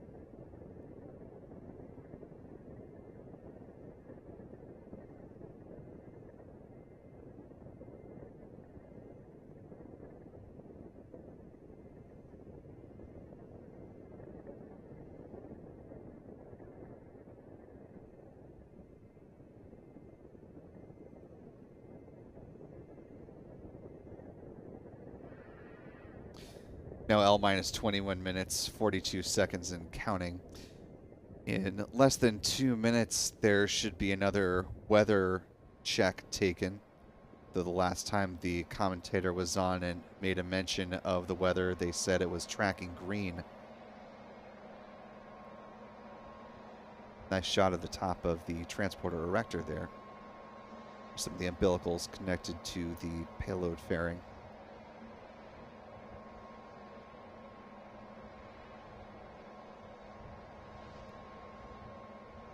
One thing that Blue likes to tout about its New Glenn rocket is the size of these fairings that are 7 meters in diameter, about 23 feet,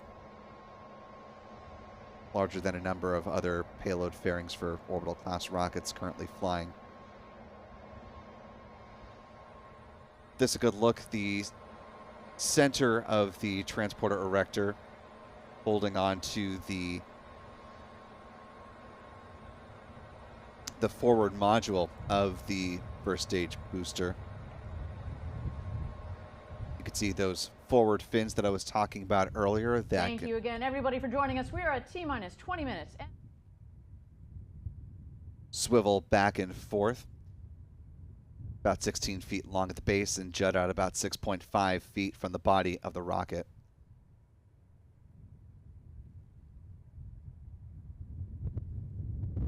According to the Blue commentator, they still have at least a couple more minutes, per words, until they clear that errant boat out of the keep out zone.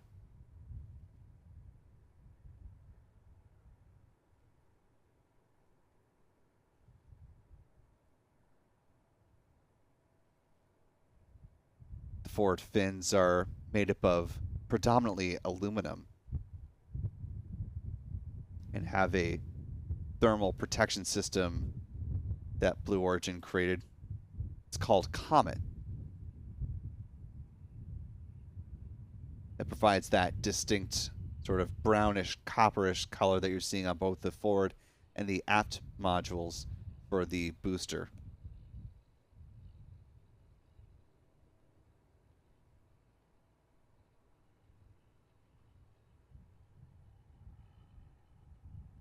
According to Blue, the aft section at the base of the first stage booster contains the majority of that booster's avionics, hydraulics, fluids, and pneumatic systems, as well as, of course, the landing gear, the full bay, about 20 feet tall, 6 landing legs that are tucked up into that landing section right now.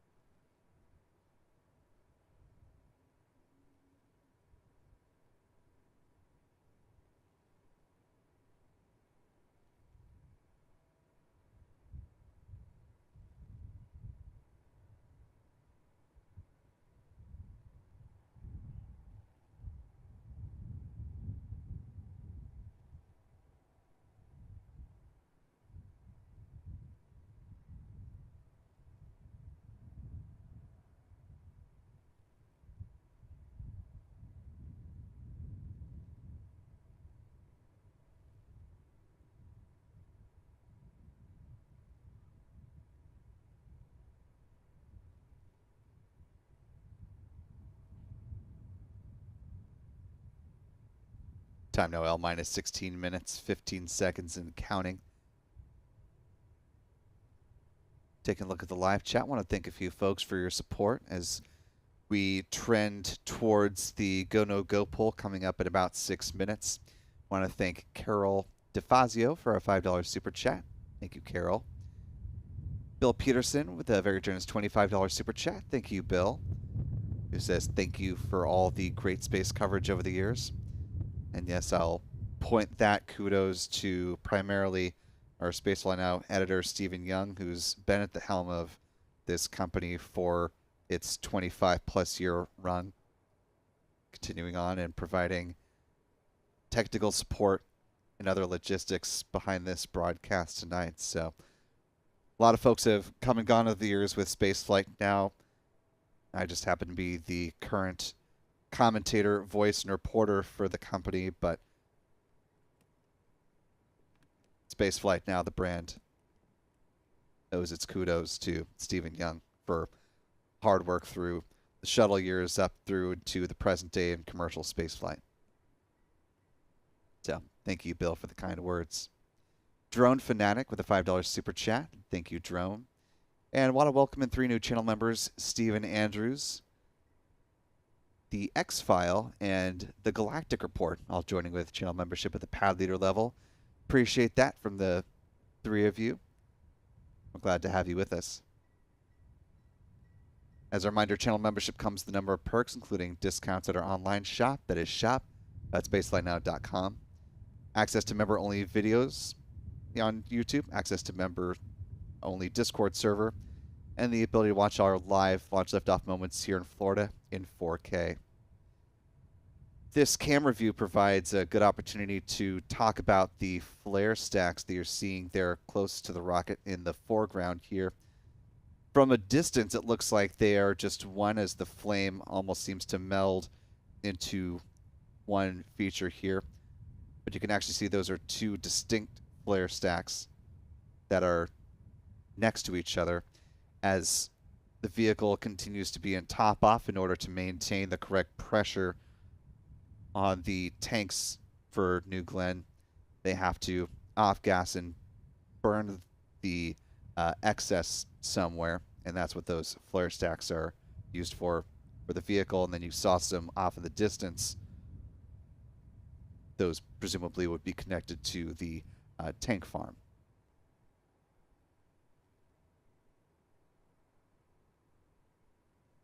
Time now L minus 13 minutes, 20 seconds and counting. Just about 3 minutes away from the Go No Go poll. Once again, assuming that boat has cruised on out of the way for this launch, we could just be about 13 minutes from the inaugural flight of New Glenn.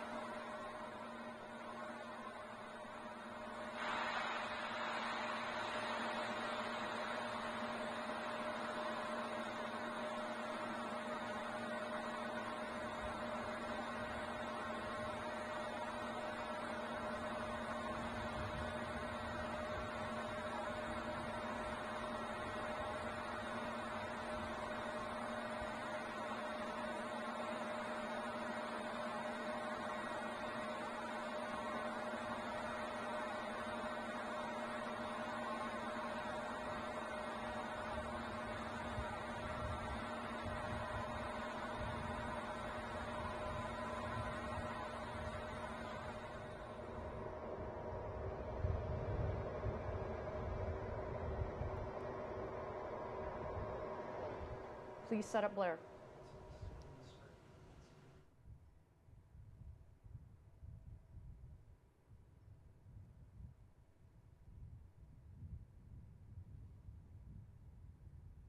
A T-minus 9 minutes and 30 seconds and counting. Standing by for the go, no go poll here.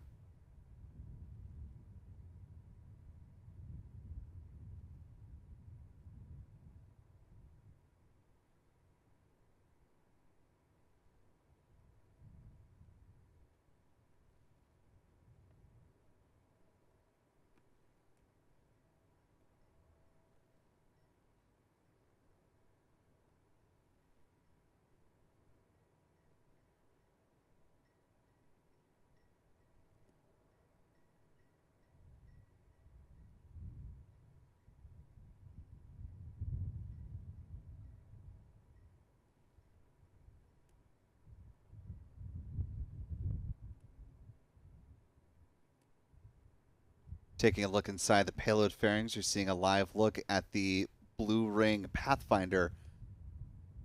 This is the payload on board this flight. In work. Roger, report when those are complete. Recovery. Go. PLI. Go. LSO. Go. OSM. Go. RC. Go. ESR.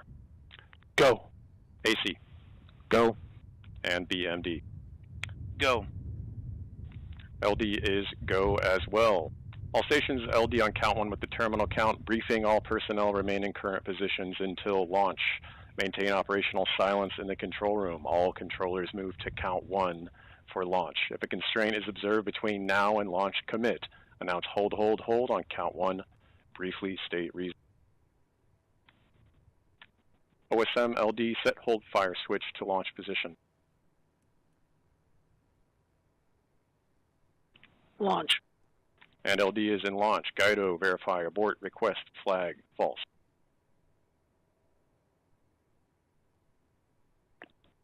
Abort request is false. Roger.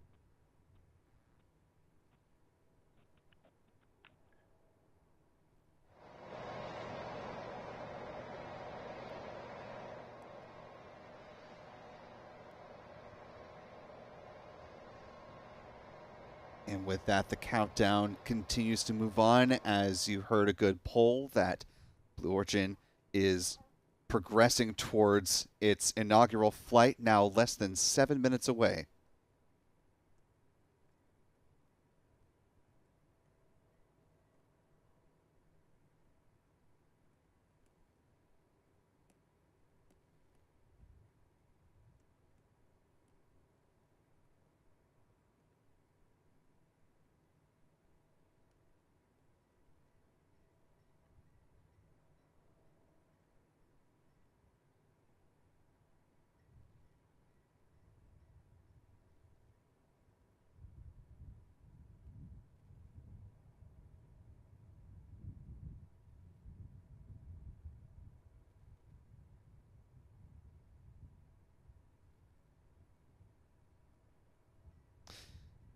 Taking a look at a photo of the rocket's namesake, John Glenn, the first American to orbit the Earth.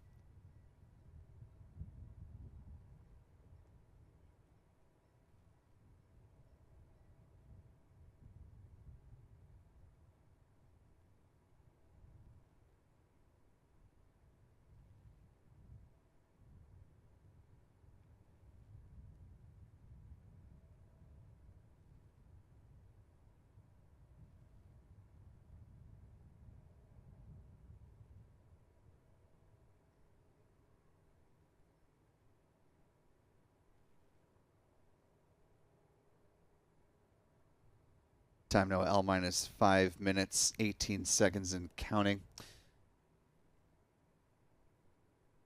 The official beginning of the terminal count is coming up in just a little more than a minute, T minus 4 minutes. Following that, the tanks will be pressurized at T minus 2 minutes and 30 seconds, and then the vehicle will switch to internal power at T minus 1 minute and 30 seconds.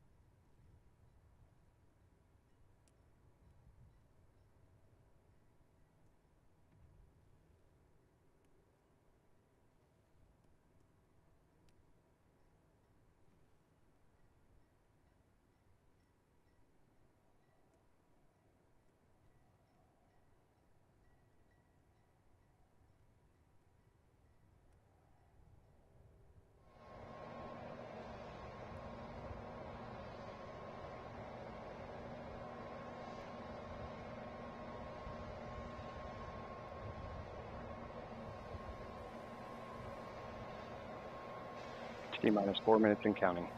Terminal count active.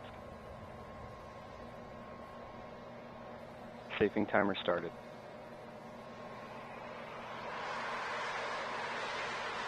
Good call from Blue. The terminal count has begun. L-minus 3 minutes, 38 seconds and counting. Tanks will begin to pressurize here in just about a minute. T-minus 3 minutes, 30 seconds. Upending system armed. Magic charge initiated.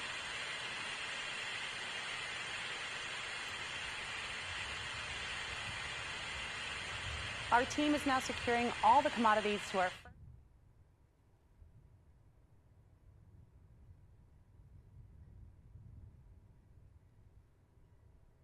L-minus 3 minutes and counting.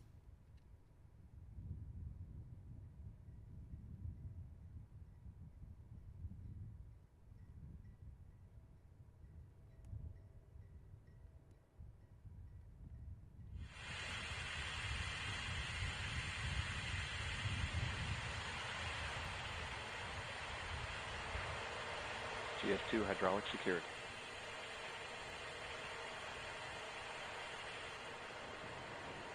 Magic charging complete. T-minus 230. GS1 pre-press start.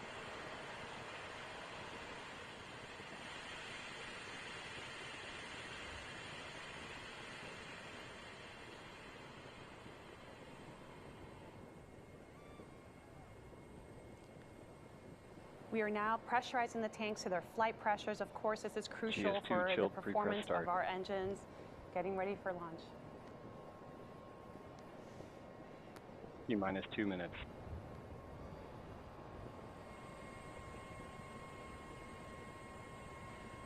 We're now going to be switching off the ground power supply and transitioning New Glenn to its internal vehicle batteries. When this happens, Taking our the countdown vehicle is clock now off the powering screen so you can itself. enjoy Let's do the this, New launch Glenn. graphics free. You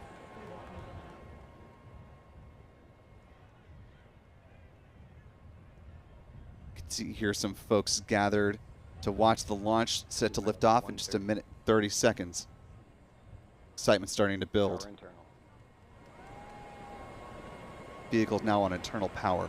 There it is. New Glenn is alive.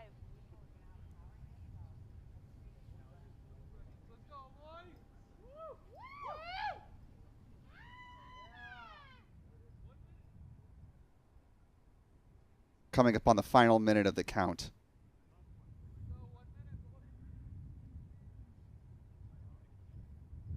One minute and counting. AFSS flight enabled.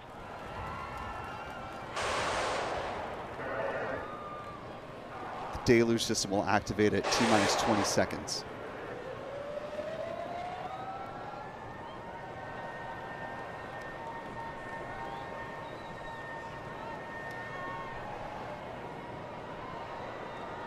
APU's running. 30 seconds and T-minus counting. 30 seconds.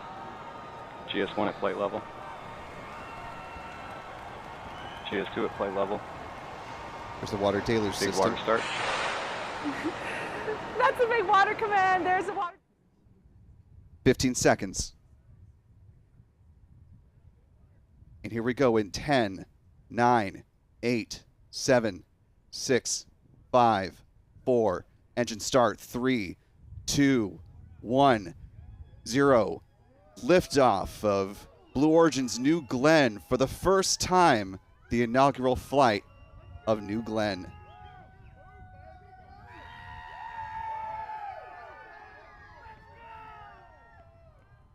The rocket has cleared the tower.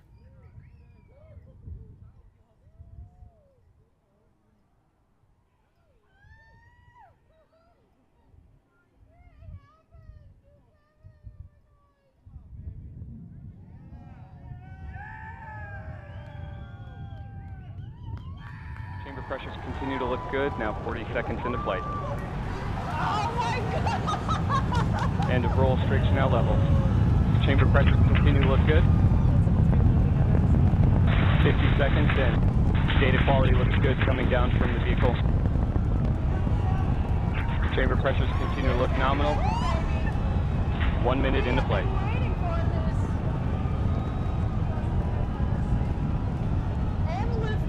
All 7 engines continue to look good on the first stage. Data quality is good coming down from the vehicle. Body rate response are nominal. 1 minute, 15 seconds into flight. Now a little more than a minute into flight. Profile looks good. Great ascent of the rocket so far. Continue to perform well. Now passing 1 minute, 30 seconds into flight. 1 minute, Passing 30 Mach 1, seconds into this mission.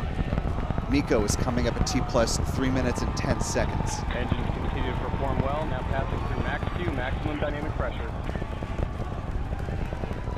Body rate responses are nominal throughout the boost phase. Data quality continues to look good. Chamber pressure is looking good. All 7 pass engines. through max Q, maximum dynamic pressure. The toughest part of the flight on that vehicle, we have passing 2 punched minutes through into it, flight. and New Glenn Chamber continues pressures its continue to look ascent good to on all space. 7 V4 engines.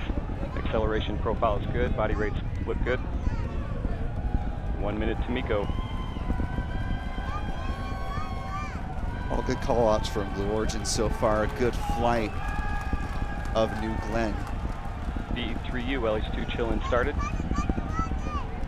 The fours continue to perform well throughout the boost phase. Get the call that they're thermally conditioning those BE3U Now passing engines. 2 minutes, 30 seconds into flight. Trajectory is nominal.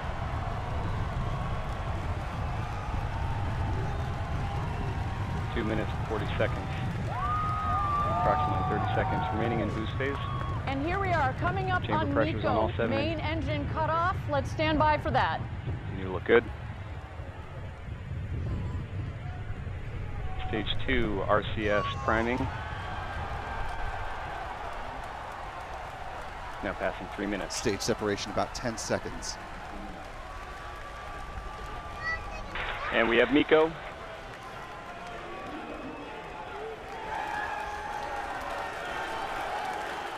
We have stage set.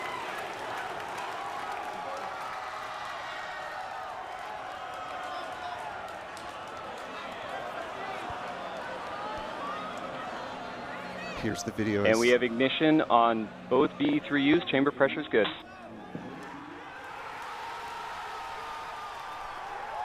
And you can see those BE3U engines are Now now passing ignited. 3 minutes, 40 seconds into flight. Body rates look good. Data quality coming down from both stages. Looks good. GS2 performing a pitch-up maneuver. Body rate response is nominal. BE3U chamber pressure continues to look good. We have good payload fairing jettison.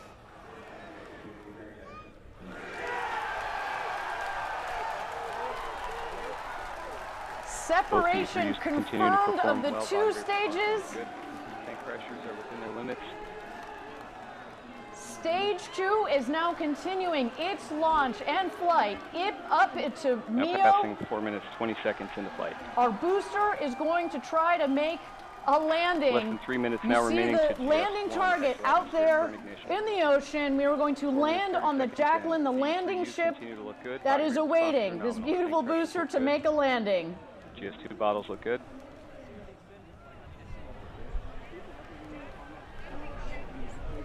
Trajectory looks good on both stages. 4 minutes, 50 seconds into flight.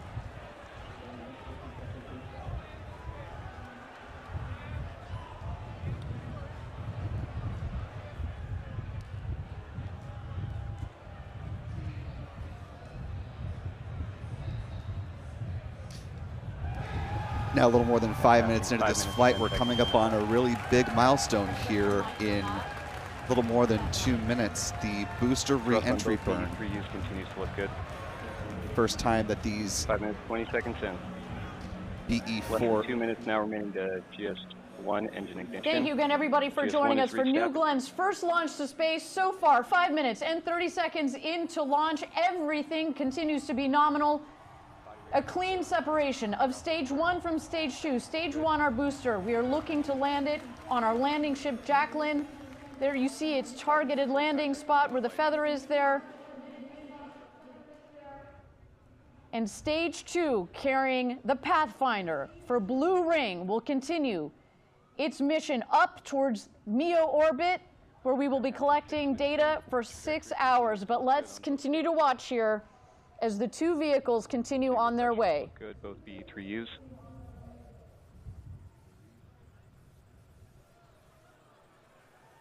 The booster reentry burn set to begin at T plus 7 minutes and 17 Confirm seconds. GS1 engine chill active. Less than 1 minute now remaining to exo-atmospheric engine ignition. 6 minutes, 30 seconds into flight. So coming up here, we're going to see the middle of the 3 7BE4 Body engines rates on the GS1 booster and light GS2 look up. good.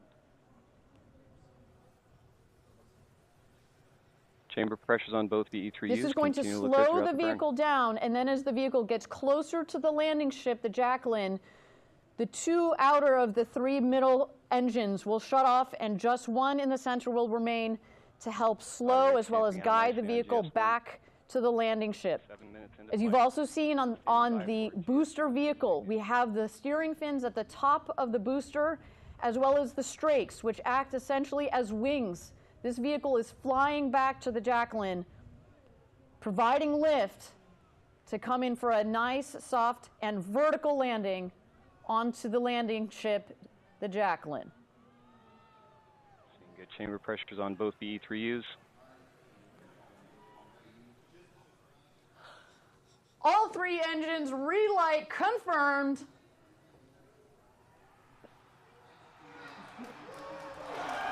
Body rates look good on GS2. Continuing through its planned burn. Now 7 minutes, 45 seconds in.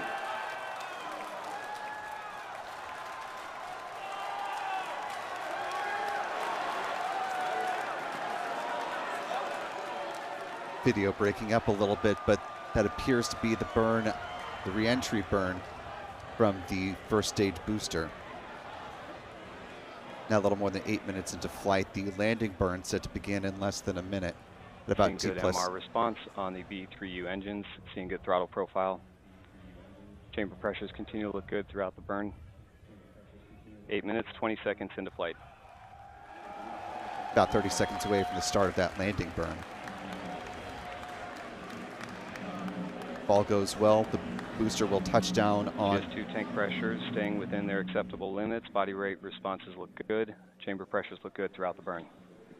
8 minutes, 40 seconds in.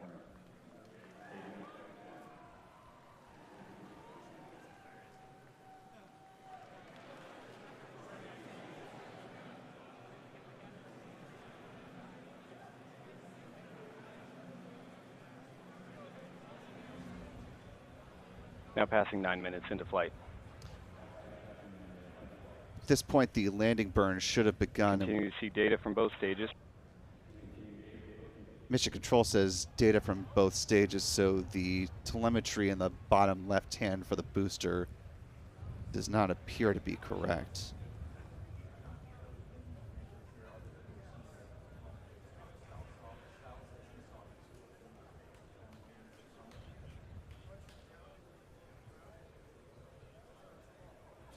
GS2 data quality continues to look good throughout the burn. Chamber pressures, both engines staying very close to each other. At this point, the booster should have landed on the landing vessel, GS2 Jacklyn. trajectory is nominal. No confirmation one way or the other yet.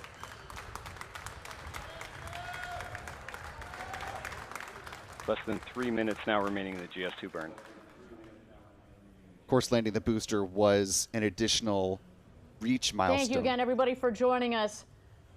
Wow, what a moment so far. We obviously have some frozen data here on our stage 1, on our booster. We're still waiting to understand what the situation is with the booster.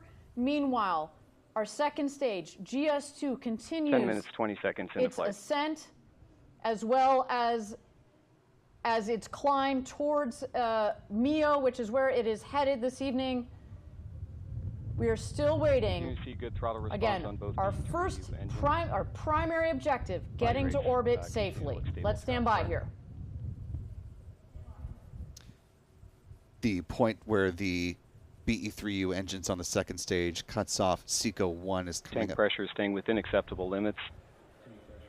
Bottle pressures look good. Data quality continues to look good throughout the GS2 burn. Targeting cut off at T plus 12 minutes, 51 seconds for SECO 1.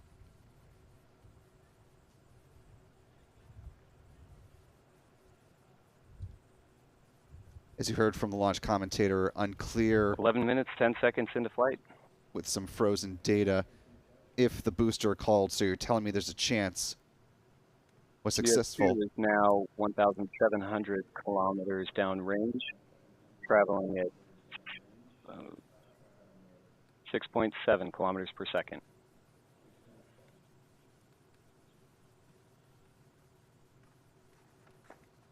Unclear if it was able to successfully land on the booster or not. The data still Data looks good, coming down from Tigris. has not come down on that yet, by all accounts. Standing by for updates on that.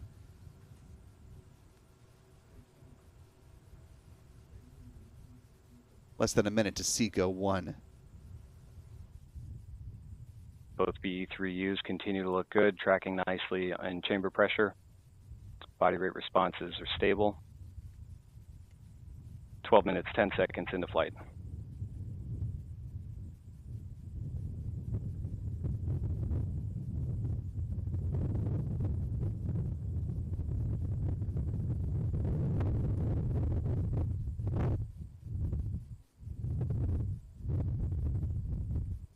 We have IAP vanish. GS2 is now orbital.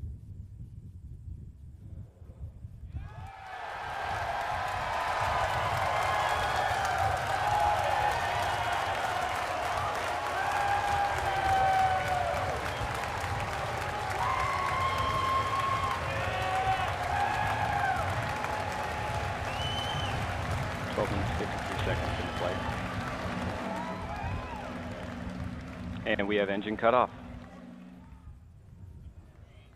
And a good confirmation of SECO 1. Body rates look good following engine cut off. Thank you again, everybody, for joining us. SECO, First we coast of we cut off the engines on the second stage. What does that mean? That means that we hit our key, critical, #1 objective. We got to orbit safely. Congratulations, Blue Origin. Y'all have gone orbital.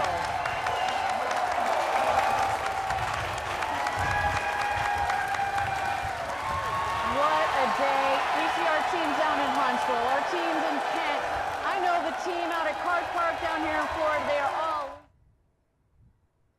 Lots of folks around the country obviously elated for this milestone, and a historic milestone it is. This marks the first time that a company launching their very first orbital class rocket on its first launch successfully reached orbit. So congratulations to the folks at Blue Origin in Kent, Washington, and Huntsville, Alabama, here at Cape Canaveral, Florida. A big tip of the hat for a very impressive milestone.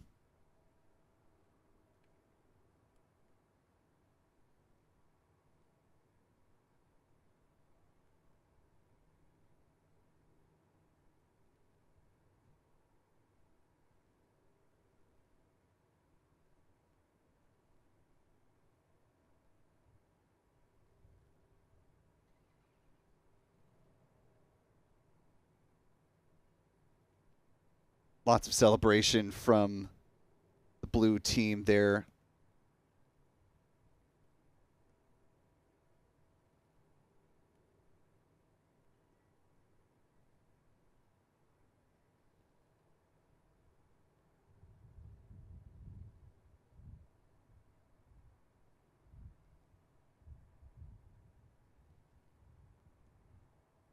Launch commentator noting, as was quite possibly the case, that the first stage booster did not have a successful touchdown. Let's listen in. The booster got to making its landing. Of course, we'll have all of the information on what exactly happened with the booster in the last moments. As you did hear, we did have the booster relight the 3 middle engines, which is what we were looking for. So things we know were good up until that point. But we just need to go through the data, and of course, after the show, on all of our social media channels, we are going to have more information on those details. But key here, we hit our main objective. We got to orbit safely. Let's go up to mission control and launch control. Maggie, what's going on upstairs right now? I bet our team is pretty excited. The fives, Ariane, they were high, the bumps were fisted. It was, oh my gosh, it was electric. I've got these people here, they're still working. They've been standing up, they've been sitting down. The folks behind me are celebrating.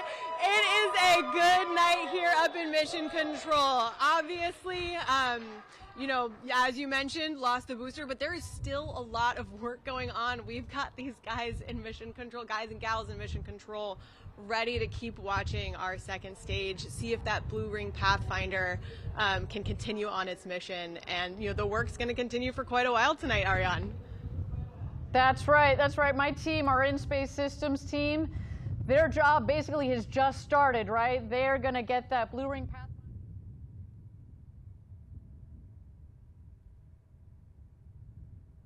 Going to go ahead and peel away from that for now. There's a further update from Dave Limber from Jeff Bezos. We'll, of course, go back to that and let you hear that when it happens. At this point in flight, we're a little more than 17 minutes into the mission. About 4 minutes ago, unfortunately, the commentator was talking over it at the time, so we didn't hear the call-up, but presumably the payload, the Blue Ring Pathfinder, was powered on. Let's take a look back inside here. You see Dave Limp pretty much in the center of the screen next to that gray chair. Just behind him, Jeff Bezos.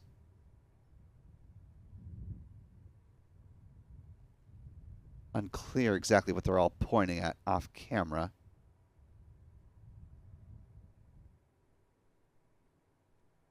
Oh, this is them. This is a recap of them watching during liftoff, I think.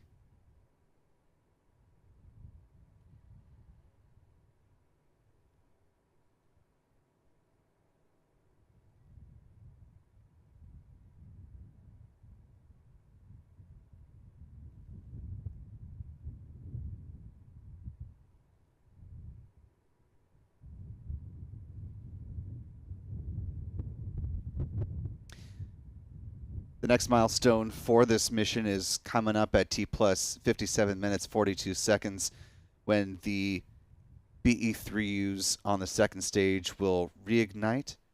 That burn lasting just a little more than a minute.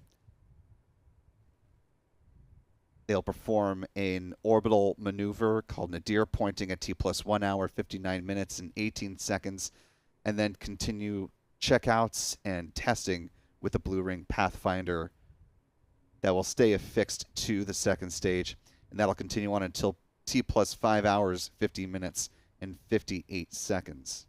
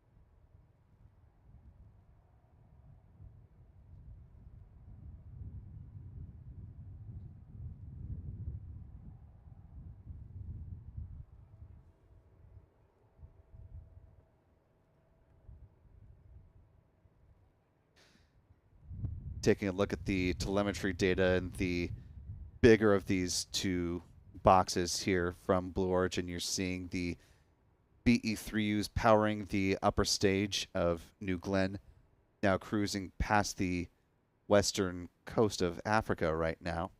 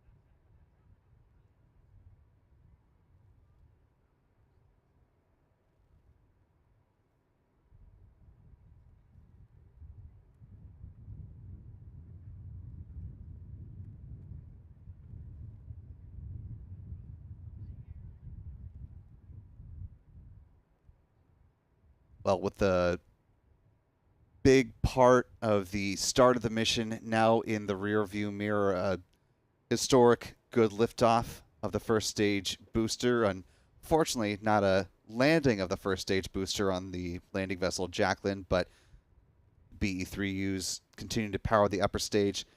Let's, for the first time, come to our mission stats as they currently stand for the first orbital launch of Blue Origin and its New Glenn. This was the first and sadly only flight of the first stage booster, so you're telling me there's a chance. This was the first New Glenn launch of 2025, and according to Dave Limp, or Jeff Bezos in an interview with Aviation Week, there is likely to be another launch potentially as soon as this spring is their goal. This was the first Blue Origin orbital launch from Launch Complex 36. Stacking on top of the history of this pad, this was the 112th overall orbital launch from LC-36.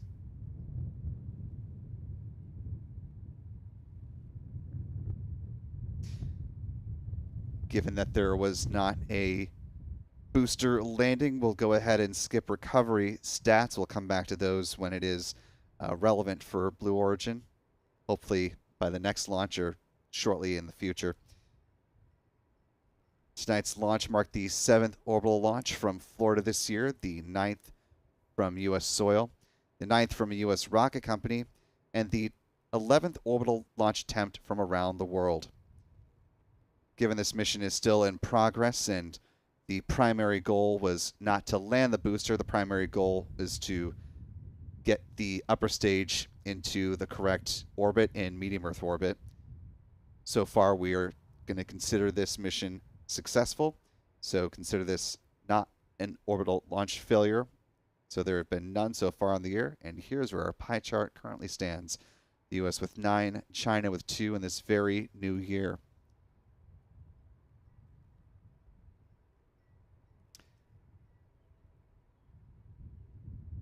Taking a look at the live chat real quick before we close things out. Want to thank Kay Grateful Ski for a very generous $20 super chat. Thank you, Kay, who says thank you for sharing history with us. Peppa with a $2 super chat saying, yeehaw, another rodeo at the Rocket Ranch. And Piper Saul with a very generous $20 super chat. To take a look at a launch replay from Blue Origin of the moments of liftoff and ascent from this historic first launch of New Glenn.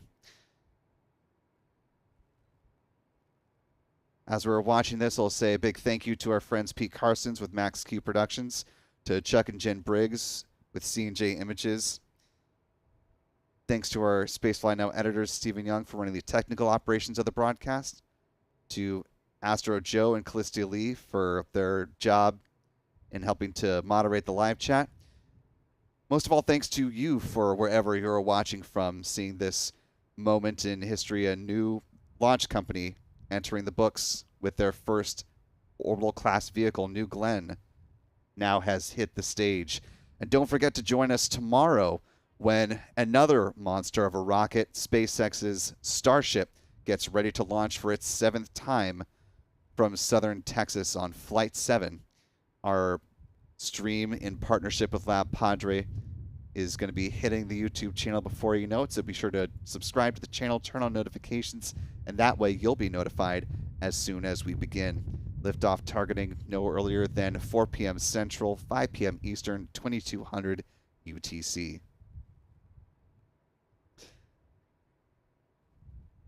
It has been a wonderful night. Great to share this historic moment with you all, and we're going to go ahead and call it a day for now. For all of us here at Spaceflight Now, I'm Will Robinson Smith. Remember, be good to yourselves, be good to others. Congratulations to Blue Origin. And folks, we will see you next time. And until then, bye-bye.